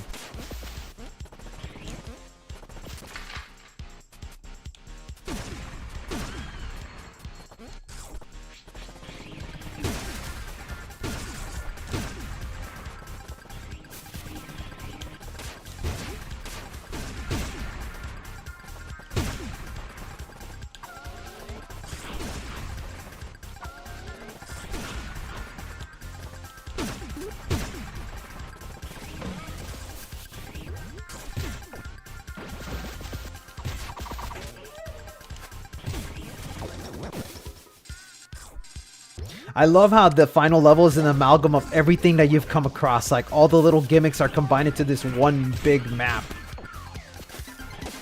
It's such a great way to end the game.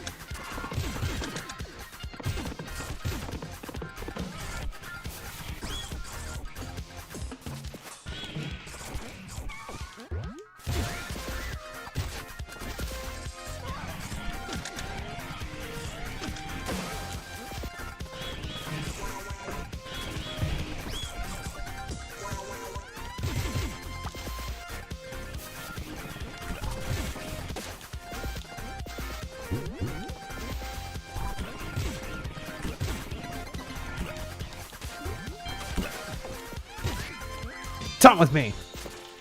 Now get out of here.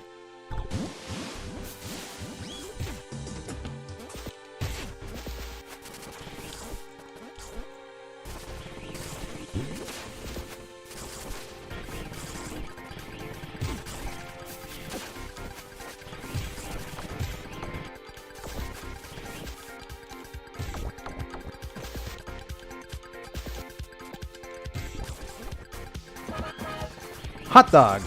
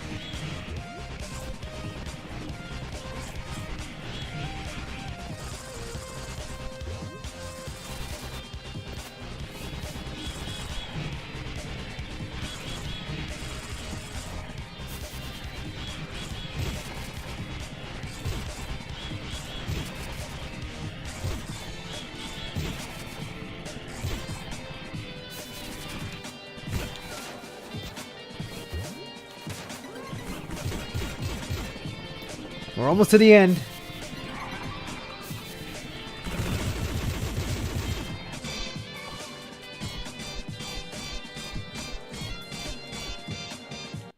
There we go. Not the best run, but this game is always fun, and that's all that matters. And I swear, this ending song sounds like a song from Donkey Kong Country. I gotta find the one I'm talking about.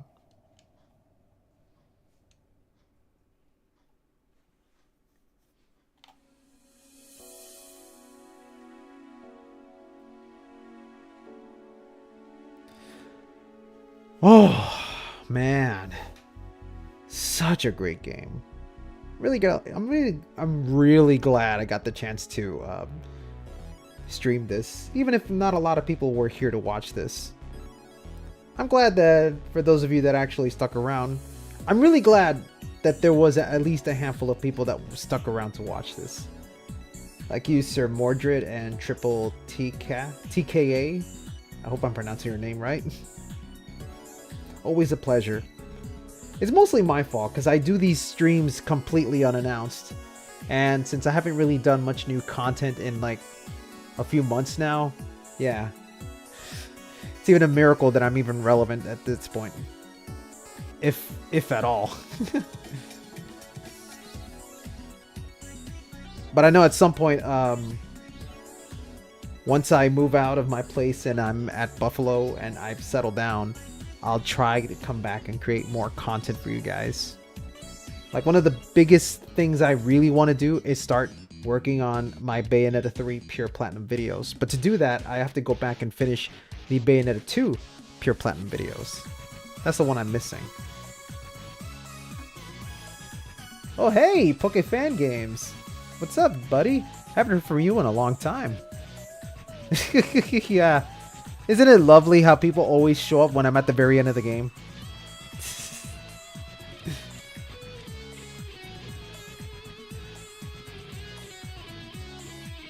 Ah, you were here for a while.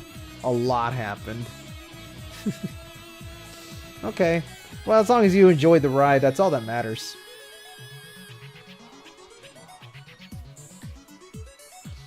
Oh, cool, man.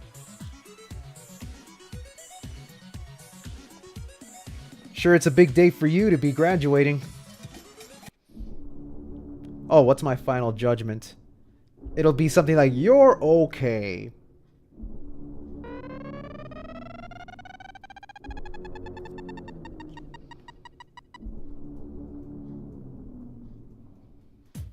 Not bad! Not bad at all! Let's see, he's doing this pose.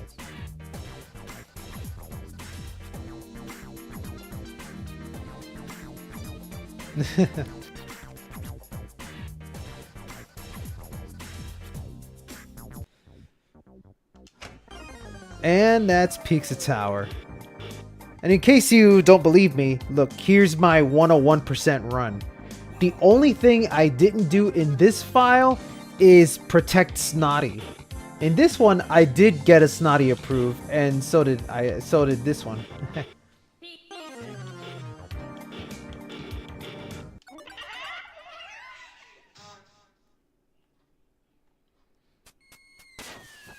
Yeah, no, this game is so much fun.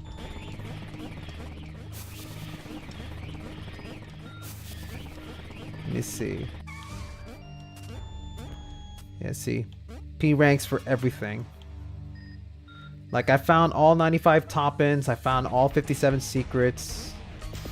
Actually, there is something I can do before I actually end the stream. Hold on, where is it?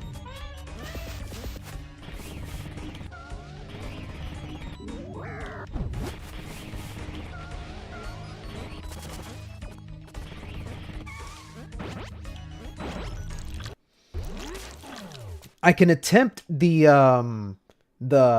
secret mode, the secret bonus room area. See how far I can get with that. How about that, right? Let's do this and see how far I can go. Let's have a little fun. I'll give myself 3 attempts. If after the 3rd attempt I can't do it, I'll end the stream.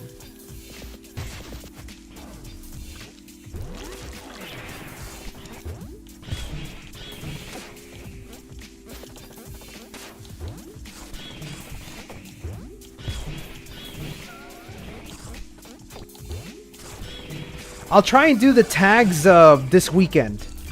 I'll give the heads up on when I'll do that.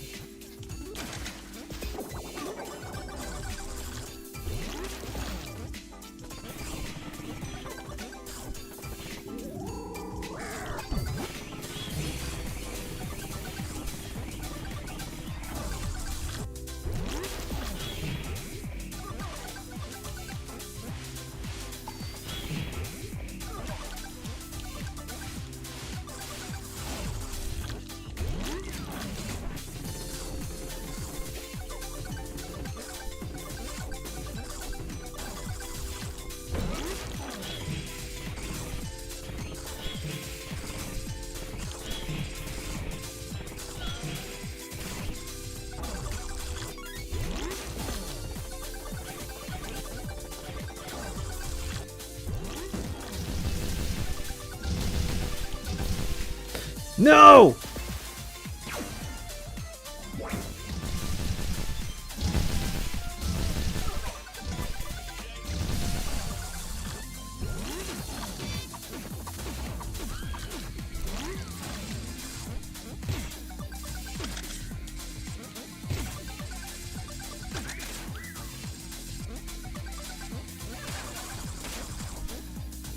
Aw, crap, I messed it up. Shit.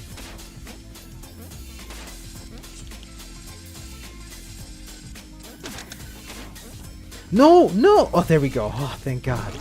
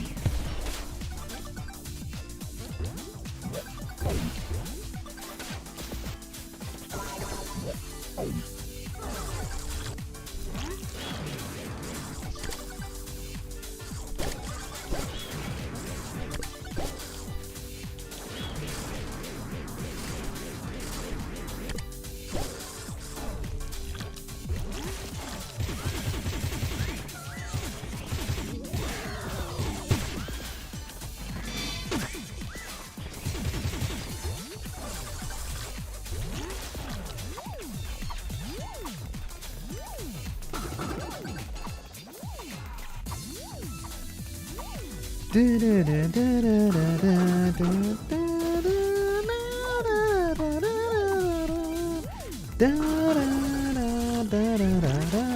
love that they threw in the Gnome Forest song.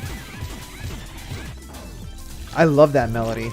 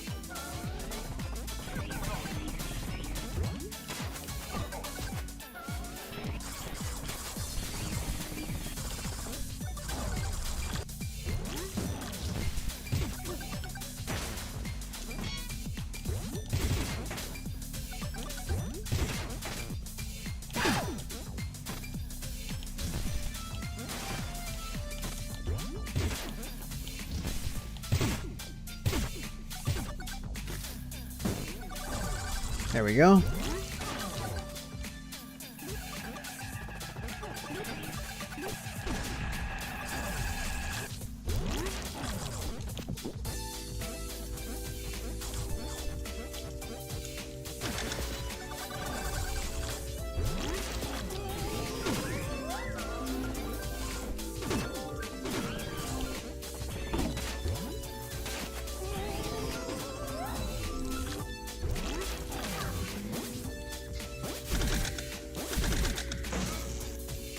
Ah, shit.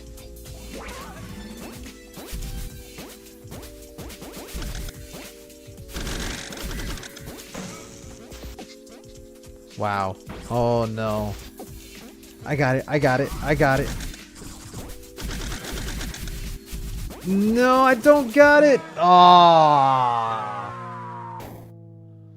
Okay, that was attempt number 1. Let's go for attempt number 2. Like I said, 3 attempts.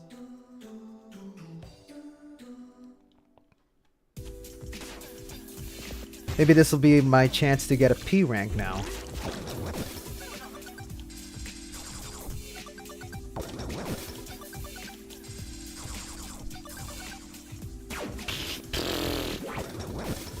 Of course, the one time I make a mistake. No, oh, no. What? No! Ah!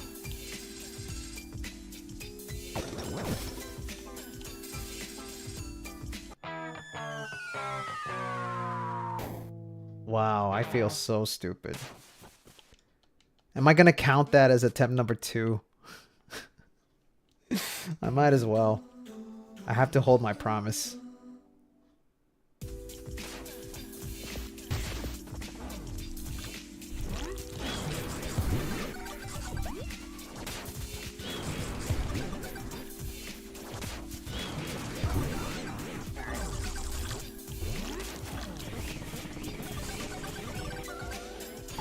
I haven't been able to P rank it. I've tried. It's just one of those where I gotta remember everything about this map. Like all the maps, I gotta remember it by heart. And the fact that it's randomized makes it very tricky.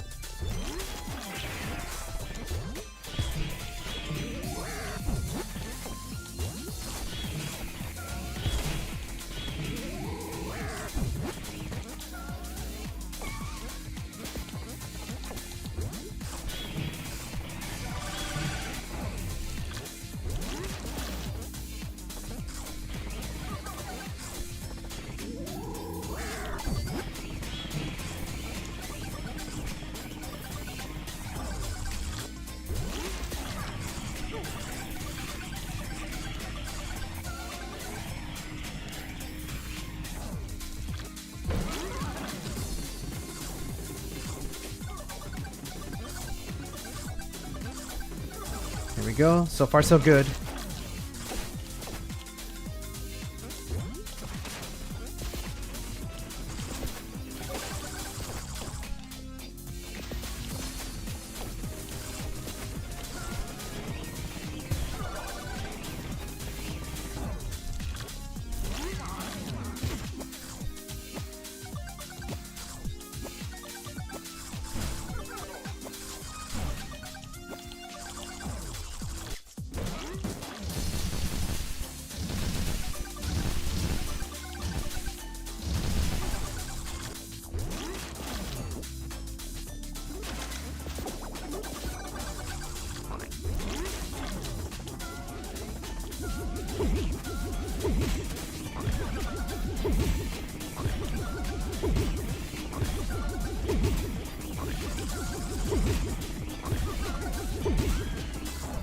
There we go.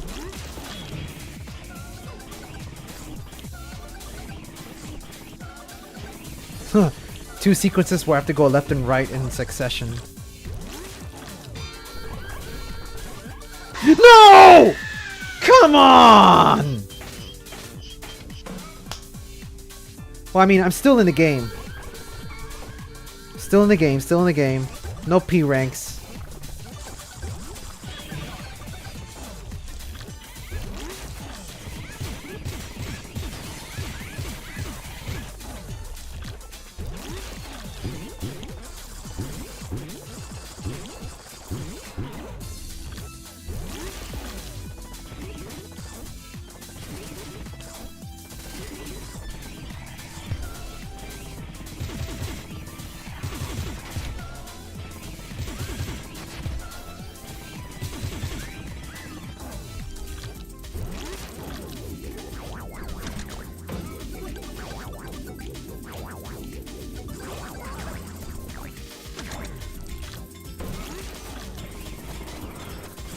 It hurts, man. It really hurts. One mistake, it's all it takes.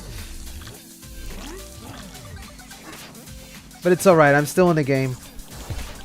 I can still go for the S rank.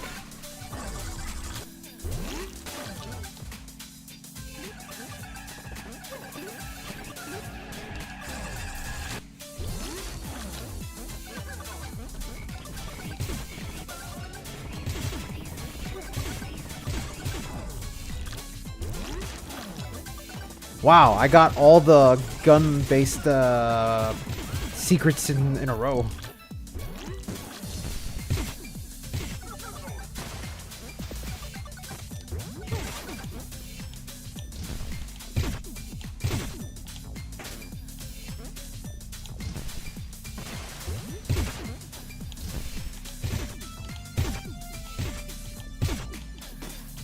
There we go.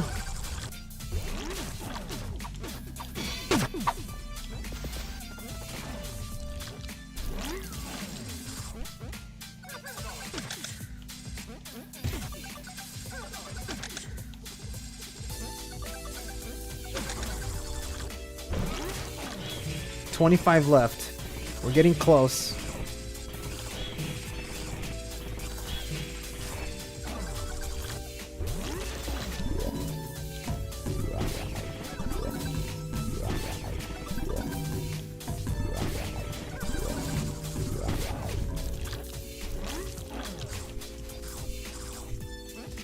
Oh yeah, I gotta remember not to die. Okay, I'm still good. I'm still good. I'm still good.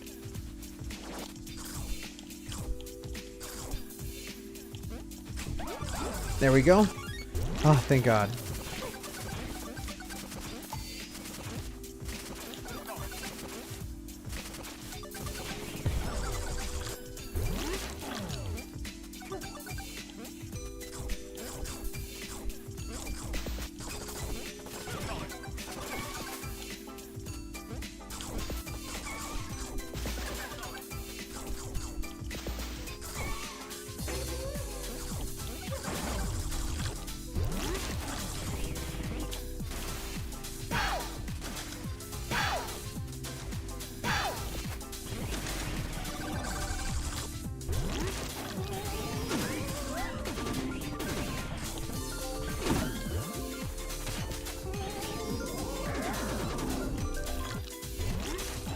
Oh, this is the one where I messed up.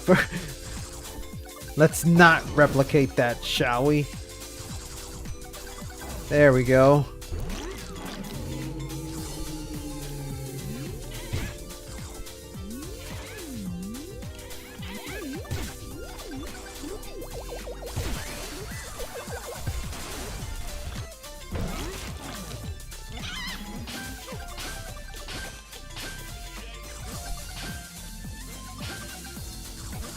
There we go. Thank God we got that out of the way.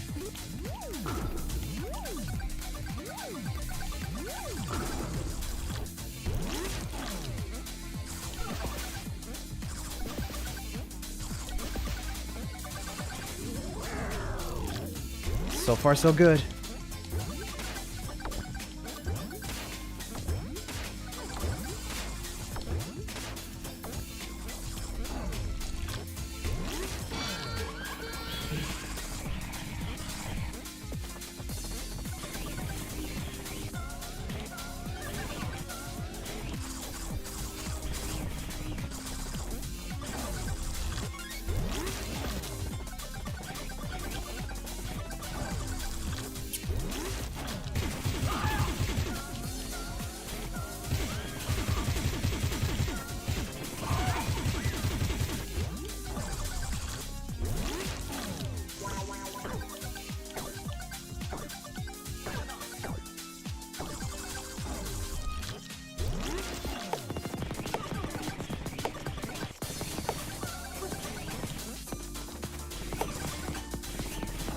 Go.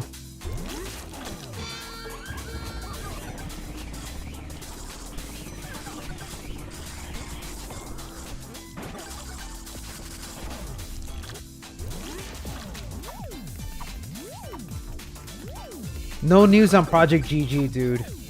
Nothing whatsoever.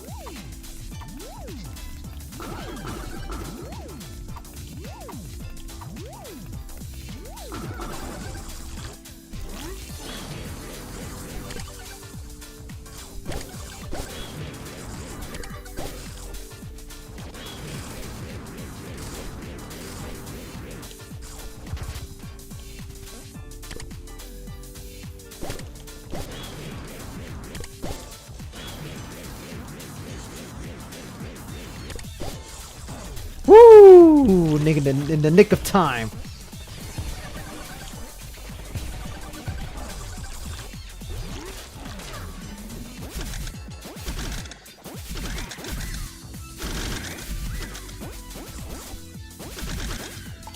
Yeah, I'm just vibing to this music.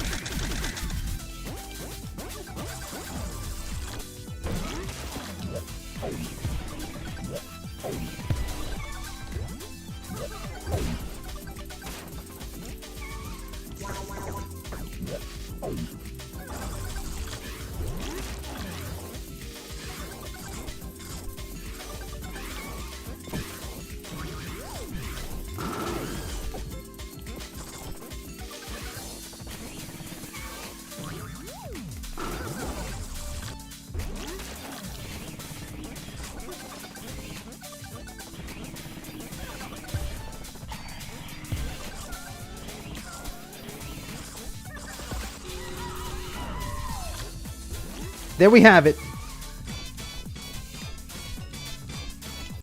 Got it.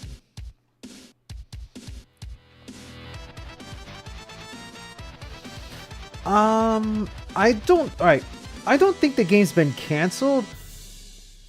I think the game is just going to go through a heavy rework now that Kamiya has no involvement with that game.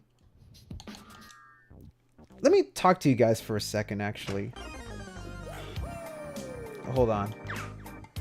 Let me quit this game and change the camera. Give me a second. There we go. Okay, so I don't think Project GG has been canceled. I do think that that game is in development hell. If I were to piece together my own theories on what's been going on with that game, I have a feeling Project GG was a game that was meant to be Kamiya's passion project, kind of like what he did with the Wonderful 101, where Kamiya had free reign to do what he wanted with that game. The difference is when Platinum Games went independent, one of the things that they said they wanted to focus on was creating mobile games as well as creating live service games. Now, I know for a lot of people, live service is a red flag. Personally, I don't think live service is any telling of a game being bad or anything like that.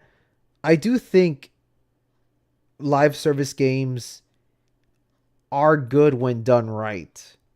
Because that was my problem with Babylon's Fall. I hate that everyone keeps saying that the reason Babylon's Fall failed was because of live service. It didn't fail because it was live service. It failed because the game was just boring, really boring. It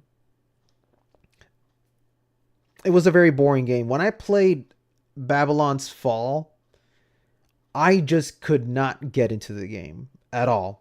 You know, when you think Platinum Games, you think hyper fast combat action. You know, stuff like Bayonetta, Vanquish, Wonderful 101 with creative combat. Even games like Legend of Korra and Transformers Devastation had that Platinum charm. They were done in low budget form, but they were still quite a lot of fun. You could tell that those were games made by Platinum. When I was playing Babylon's Fall, half the time it really felt like it wasn't a game made by Platinum, but rather it felt more like a game that was trying to replicate Platinum and doing a bad job doing so. So I don't want to excuse Babylon's Fall for being a live service game. That seems to be the scapegoat that everyone sides with. Like, oh no, it was bad because of live service. No, it was just bad because it was boring. That was the problem. If Babylon's Fall had half the charm, half the mechanics that stuff like Bayonetta and Vanquish had, I'm certain Babylon's Fall would have been a much better game. I played Babylon's Fall and it was leaving me bored. I was falling asleep. It was just boring. Everyone kept telling me that the live service killed it because they kept getting shoved down their throats with microtransactions. And while microtransactions are annoying as hell, it didn't bother me as much as the gameplay did. So I know that when Platinum Games said that when they were going independent, one of the things that they wanted to do was focus on live service games, that got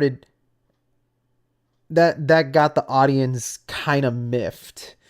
And I have this feeling that Kamiya wanted Project GG to be a full-fleshed console PC experience game, but I think Platinum Games, the whole team, the whole division, wanted to try to change this into a mobile live service game, and Kamiya ultimately had no control over that.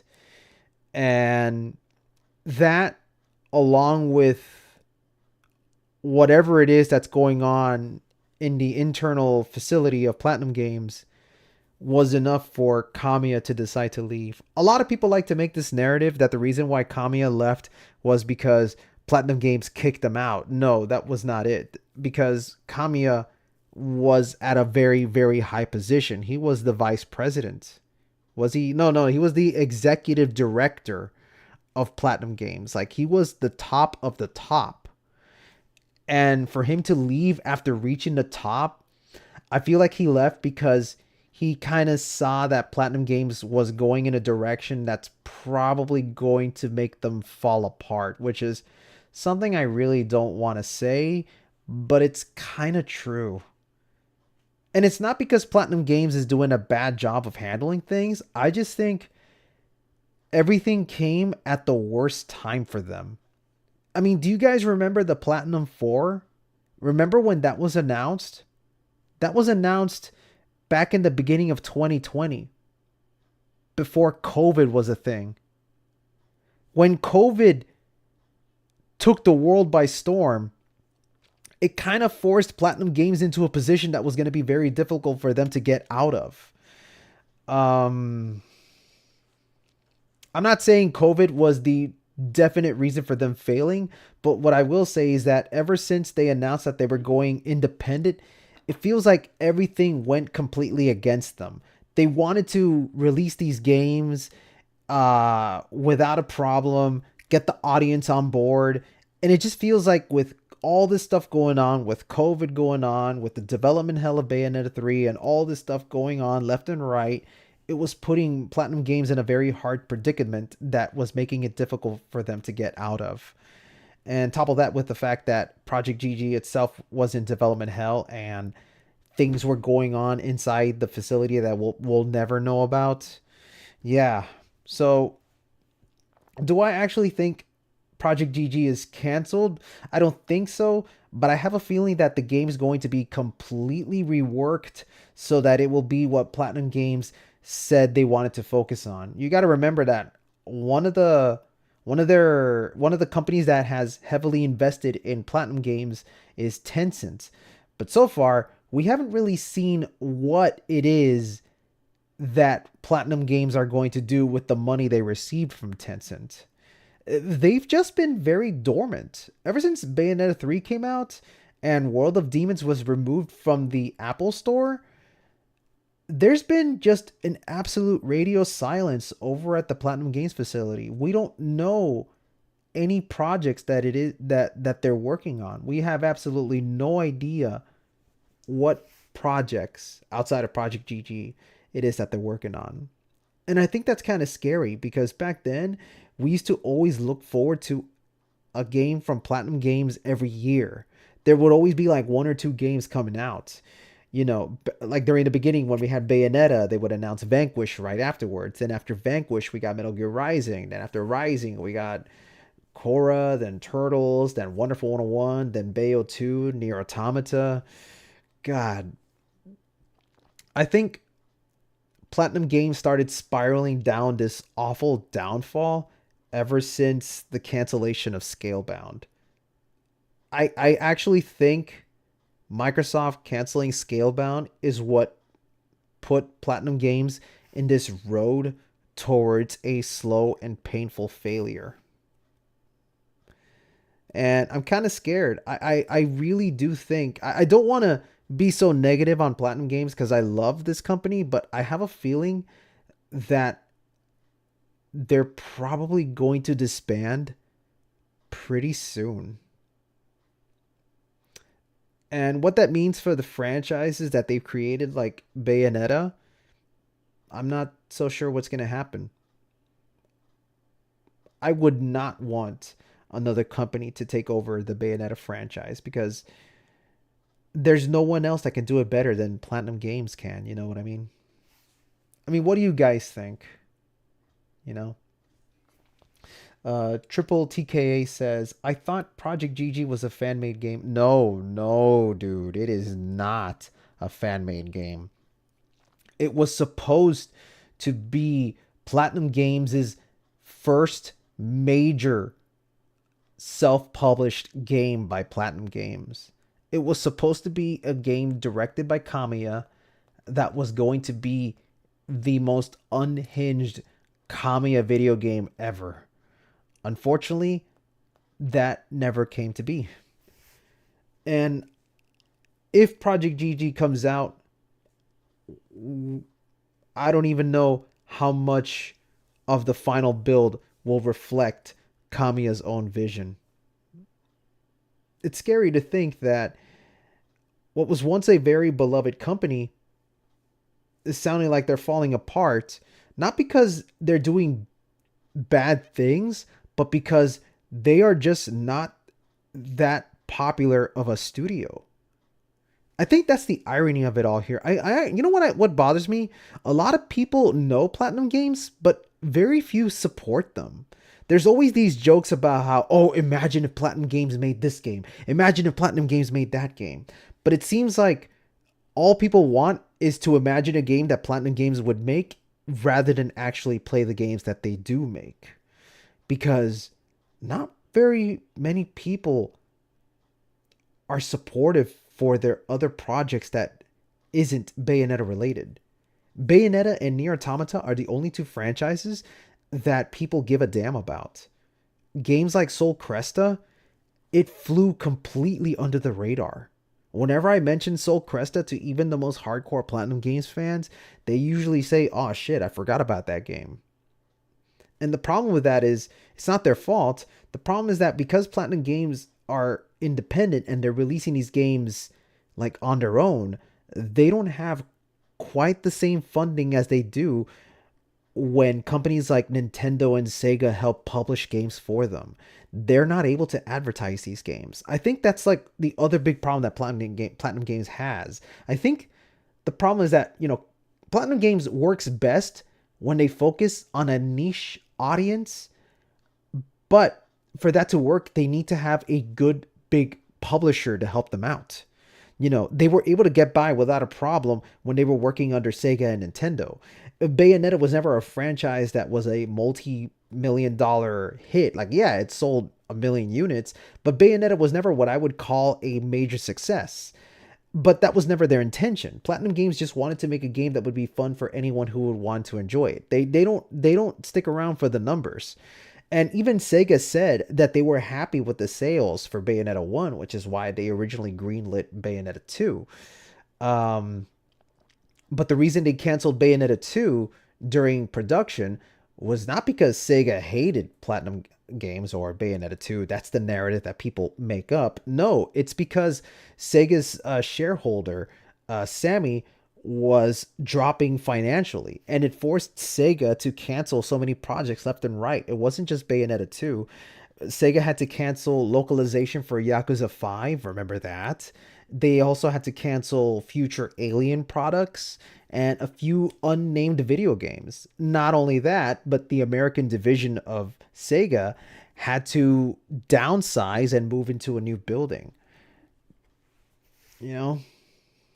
They're a very niche company. And while Platinum Games can work that to their strength, that's not going to keep them sustained if they work completely independently. And again, I feel like it all came at such a bad time. And didn't Wonderful 101 come out around the same time as GTA 5? Yeah, it did. It came out on the same day that GTA 5 did.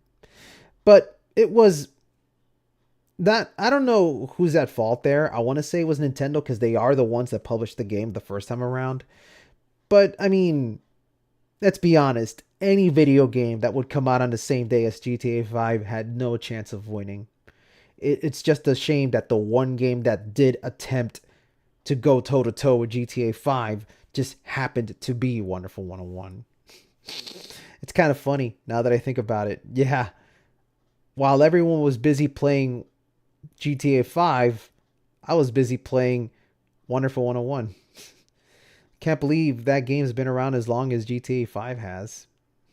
It's crazy. Oh, man.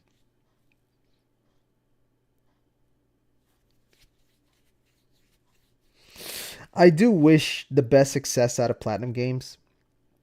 I really do. But all I'll say is it's better to have low expectations than to set yourself up for disappointment. That's always been my mantra from the very beginning. That's why I get so frustrated whenever I go to our Bayonetta, because there are people there that have convinced themselves that there's going to be an inevitable Bayonetta trilogy remaster release along with a spin-off and a Viola spin-off game. And it's like, where are you guys getting this info from? Like, just because the Switch 2 is right around the corner doesn't mean that there's going to be an inevitable remaster. Like, that's just a rumor that people are spreading because it kind of goes with the whole thing about how the Switch 2 is going to be more powerful to run these games. It's like, like, I don't expect the Bayonetta 4 anytime soon. I find it kind of silly that Platinum Games decided they wanted to leave the doors open with Bayonetta 3. Of all the games where they decided to be daring to say, hey, you're going to see more in the future, it had to be Bayonetta 3. I kind of prefer what they did with Bayonetta 2, where it ended in a way where it looped back into 1. So you had this really good self-contained series. And I keep saying this to a lot of people, but if Bayonetta 2 was meant to be the last game in the franchise, that would have been perfect. We certainly didn't need a Bayonetta 3. The only people that tell me we needed a Bayonetta 3 are the ones that only care about lore. People who are in it for the gameplay, they don't talk about the lore. You know, because the fun part of these games is just going in and finding all the intricate things you can pull off, coming up with new ways to do things. That's what gives these games longevity. And I would have been fine if we just stayed with Bayonetta 1 and 2. But no, we ended up getting a 3. And the irony is that people hate 3 so much that they don't want... Actually, no. What's funny is that Bayonetta 3 was so disappointing that people are begging for a DLC just to fix the story. And you know Platinum Games are not going to do that. Because Platinum Games are proud of the story that they wrote.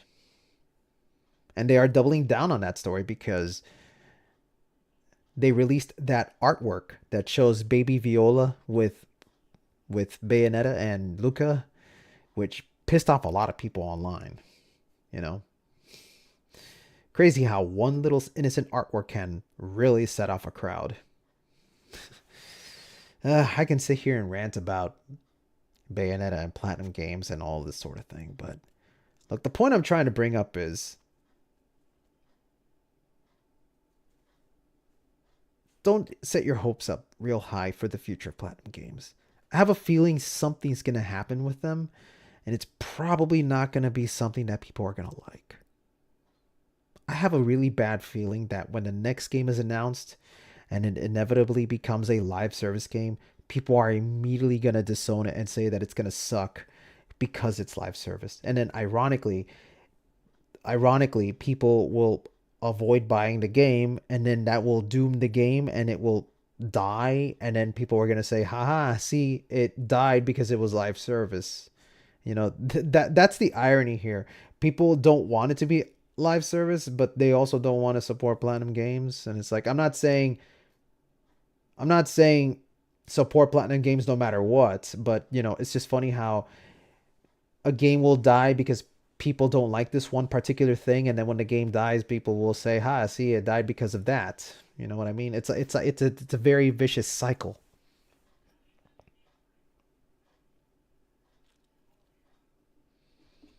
Yeah, I know Bayonetta 3, the ending of Bayonetta 3 left everyone with a sour taste in their mouth. I do hope we get some sort of supplemental material, maybe a new game, maybe a spin-off, maybe a movie, maybe a manga, something that can help continue telling the tale of Bayonetta that kind of helps make the ending of Bayonetta 3 a little bit more tolerable, you know.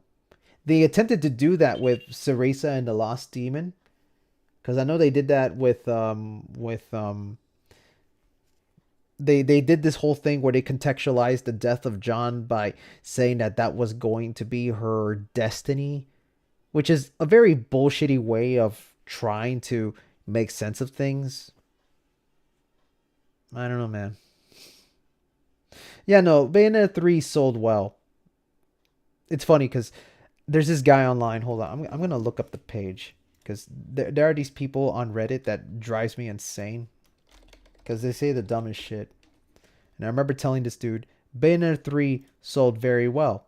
And he tells me, no, it didn't. It sold 1 million copies. And it's like, yeah, that's actually very impressive by Platinum Games' standards. Have you not seen the other games that they sell?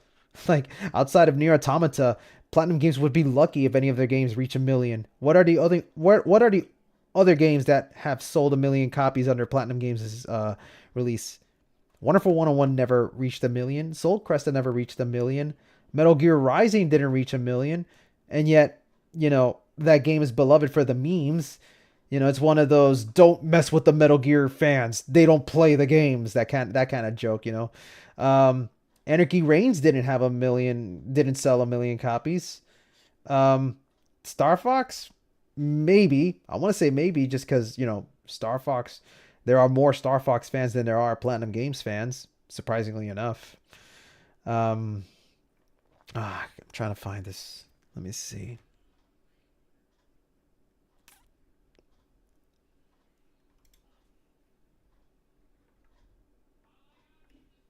Uh, Sometimes I wonder why I do this to myself, where I go to Reddit so that I can deliberately piss myself off.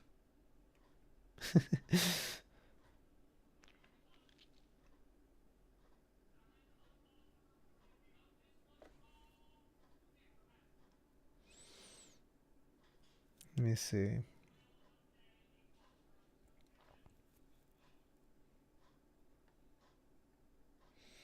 Yeah, you definitely have to be very invested. But I mean, look, I understand that for some people, the fun part of Bayonetta is diving deep into its lore. And I mean, I know there's going to be a lot of people that are going to say, oh, story doesn't matter when it comes to action games, you know? And that's kind of true. I kind of want to side with those kind of people. But I also don't want to ridicule those that actually want to be invested in the story of these video games because, you know, Bayonetta goes out of its way to give you a lot of lore if you look for it. You know, like in the first game and the second game, where whenever you defeat a boss or an enemy, they leave behind these bios for you to read.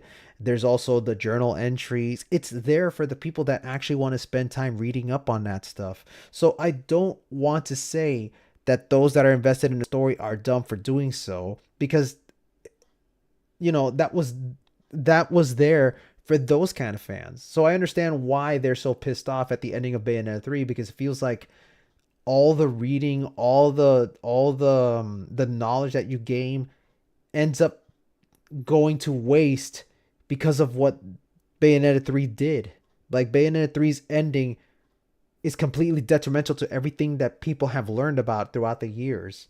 So I know why people are extremely disappointed about the game storyline. But yeah, it's just one of those where at the end of the day, it's just Bayonetta. The Bayonetta franchise probably doesn't do a very good job of telling its story, right?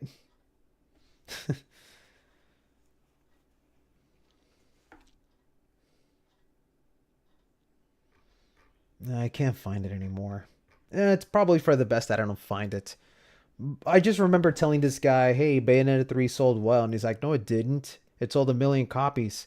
That might as well be a failure." And it's like, it's Platinum Games, dude. Like, to them, they don't care how much their games sell, especially when it's a publisher's responsibility to sell it for them, because Platinum Games gets their money straight from the publishers themselves. They don't earn any revenue from the sales of the games. To Platinum Games, that was a success, and they want to continue moving forward as long as there's a publisher willing to help them out. And Nintendo seems to be the one company that actually wants to do that. And as long as Nintendo's a-okay with it, you know, might as well. Because, I mean, Bayonetta 1 and 2 were certainly not big hits under Nintendo. Not at all. From my understanding, like last I checked, Bayonetta 2 on the Wii U only sold up to 600,000 copies. That was pretty bad. And yet, with those kinds of numbers, Nintendo still jumped at the opportunity for Bayonetta 3 purely because Kamiya went up to Nintendo and said, "Hey, would you guys want us to make Bayonetta 3 for you guys?" And Nintendo were like, "Yeah, sure, why not?" And the only reason why Kamiya stepped forward and asked Nintendo for this was because Kamiya was in a complete rut after the cancellation of Scalebound. Like, he was really upset that Scalebound was canceled, and he didn't want that game to go to waste. So he came up with an idea where if he could bring Bayonetta once again, if he could bring back Bayonetta, they could pilfer the mechanics from Scalebound and put it into Bayonetta 3. And that's exactly what happened. So Bayonetta 3, the whole Demon Slave mechanic, that comes from Scalebound. You know, best selling is Bayo 1, but 3 is the fastest selling. Yes, Bayonetta 1 is the most dominant in overall sales. because, you know, it has a 10-year existence. Not to mention, it has the advantage of being available on literally every single modern platform today. It's on the Switch. It's on the 360, Xbox One, Xbox Series X, PS4, PS5, PC. It's everywhere. And Bayonetta 3 sold massively well because of the hype that was built up over the 5 years that people have been waiting, you know? And that's another thing I want to bring up. I think the 5-year wait also contributed to the disappointment of Bayonetta 3. Because, you know, with all that waiting, you build up so much hype. So you have extremely high expectations when the game comes out. And man, I remember when people got their hands on Bayonetta 3, like the developers, not the developers, the journalists. Like, I remember one particular journalist went onto Twitter and said, Bayonetta 3 is exactly what you want. This is going to be the best action game in the universe. And everyone on our Bayonetta took that verbatim, like completely. They took that review to heart. So they were expecting the greatest video game to ever exist. And instead they got Bayonetta 3. Meanwhile, I always sat in the back not giving a shit. I always told people I'm not really hyped for Bayonetta 3. Not because I'm deliberately trying to hate on it, but because I didn't really have high expectations after what Platinum Games did with Bayonetta 2. Maybe that's why I like Bayonetta 3 a lot, because I didn't have extremely high expectations for it. And my low expectations helped me out in actually enjoying the game a lot more than most people did. Thankfully, though, the combat for Bayonetta 3 is actually really good. I spent a while playing that game, and I actually think Bayonetta 3's combat is supremely good. I'm not going to say it's better than 1, but I will say it's a lot more rewarding to play than Bayonetta 2. Because the funny thing is, a lot of people, I remember having a discussion about this online. Like, I know I'm going on a long tangent, so I hope you guys are buckled down for this, because I want to talk for a bit. But,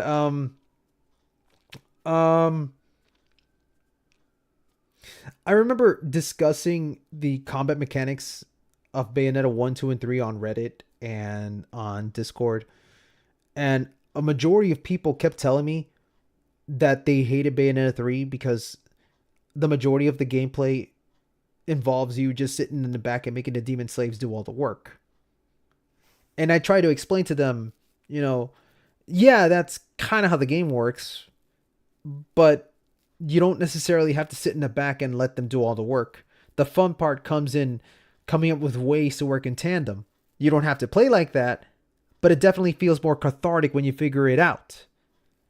And then they respond to me saying, yeah, well, I like Bayonetta 2 more because I just like to turn off my brain and mash the buttons away. And I have to wonder if people just want a Bayonetta game where you could close your eyes and mash buttons all day. Because I think that's the real problem that I have with Bayonetta 2. I'm not saying Bayonetta 2 is bad, but I will say that Bayonetta 2 is a game that spends more time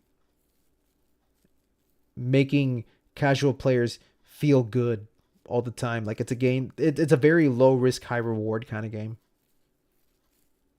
I've already made amends with that game though. Like, I used to bitch and moan about Bayonetta 2.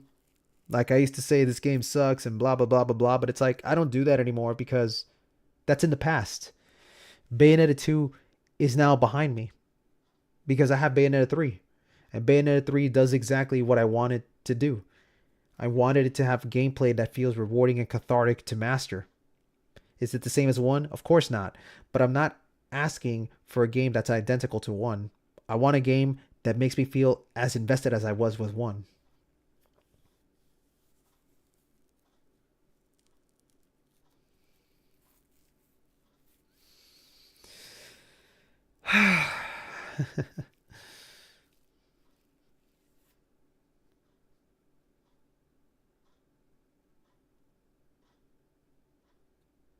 The problem you're referring is because Bayonetta 1 and 2 have been out for so long that people already know a lot of its ins and outs.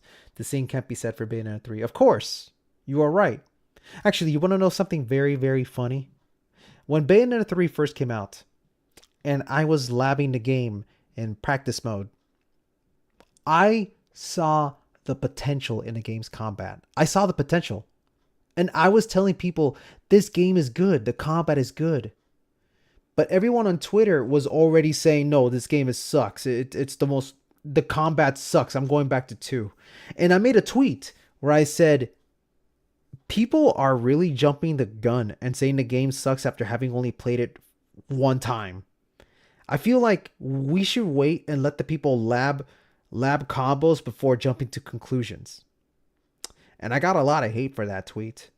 With a lot of people, a lot of armchair responses from people saying, oh, this is not a fighting game. You should be able to like the game the moment you pick up the controller. If I have to practice in order to find fun in the game, then it's a bad game. And it's like, okay. Thanks for your insight.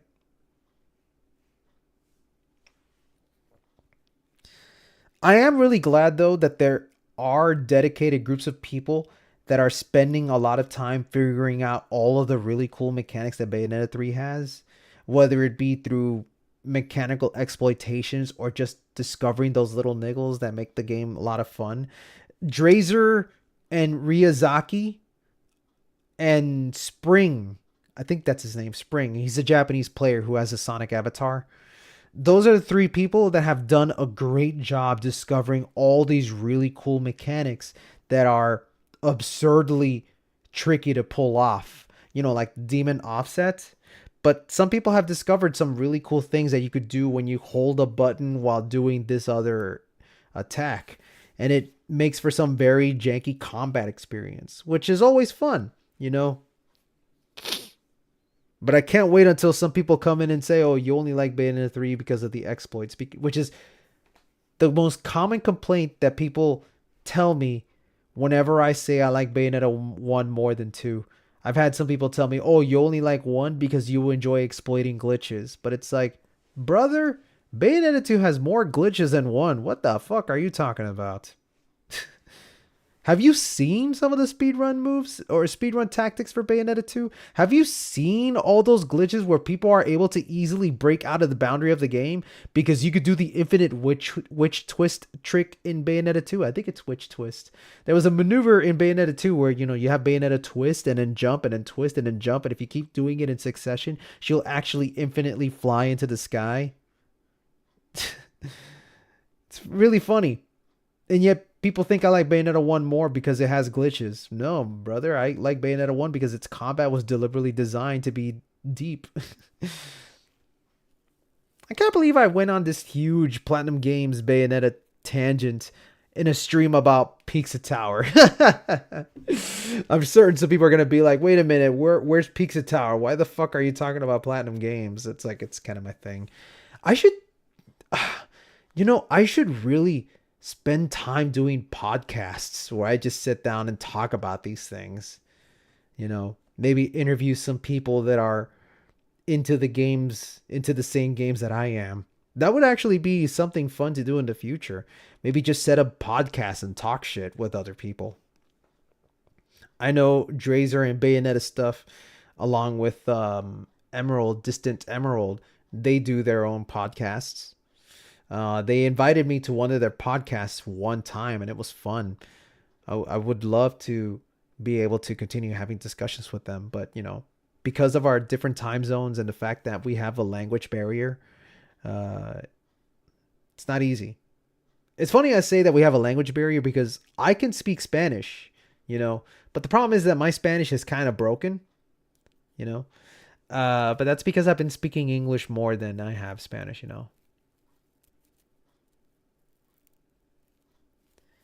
It's only when guides for the game on YouTube become a staple, come out, that people can really see the game for what it is, which is something it's something I should really invest myself in, making tutorials for Bayonetta 3. CUHRAYZEE has been doing a great job posting these clips online, but he's only been putting them on Twitter. I should really take that stuff and put it through a YouTube video and just throw in my own insights. Yeah, PlatinumGames podcast would be great. Or a general character action game podcast. Like, maybe that's something I can look into once I'm in Buffalo. Just set up a podcast and just have these Sunday night discussions.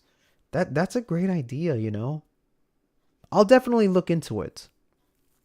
I hope you guys enjoyed this little talk along with me sucking at Pizza Tower. It's getting really late.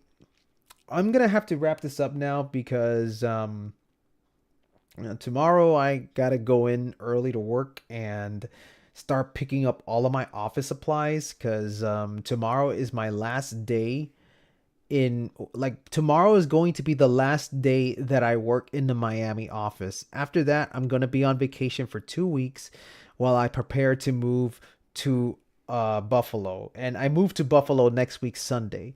So tomorrow, I'm not going to be able to stream Bayonetta 2, unfortunately.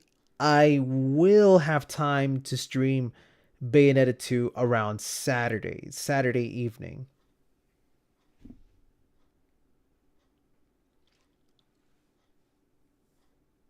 Yeah, you know what?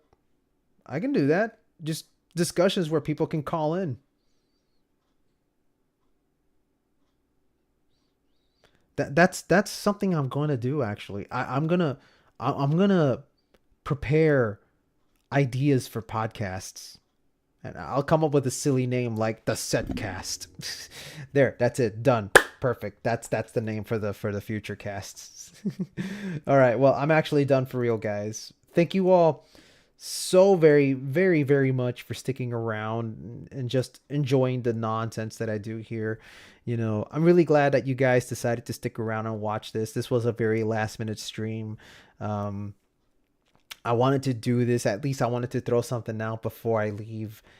I will try. I'm going to try, okay? I can't promise you guys anything, but I'm going to try to stream Bayonetta 2 on Saturday evening or Sunday morning. But after Sunday, I'm not going to be able to do that. Not until several months from now, because once I'm in Buffalo, I have to wait for all of my stuff to arrive. Then I have to wait for the internet to be set up. And then I have to make sure that everything is safe and sound where I'm going to be at. And then once everything is settled, then I'll come back and start making new content. So, yeah, absolutely. There's going to be plans for a podcast in the future. Yeah, no, it's a strict show up to the stream kind of thing. So if you just want to join me, just show up to the stream and then tell me, "Hey, I'm on Bayonetta 2. Let's join up." And yeah. That's what I usually do with my streams. Like whenever I stream Bayonetta 2, I just make a list of all the people that want to join and then, I let them come in and out and, in according fashion. So, all right. I'm off, guys. Have a good night. As always, stay wonderful. Peace.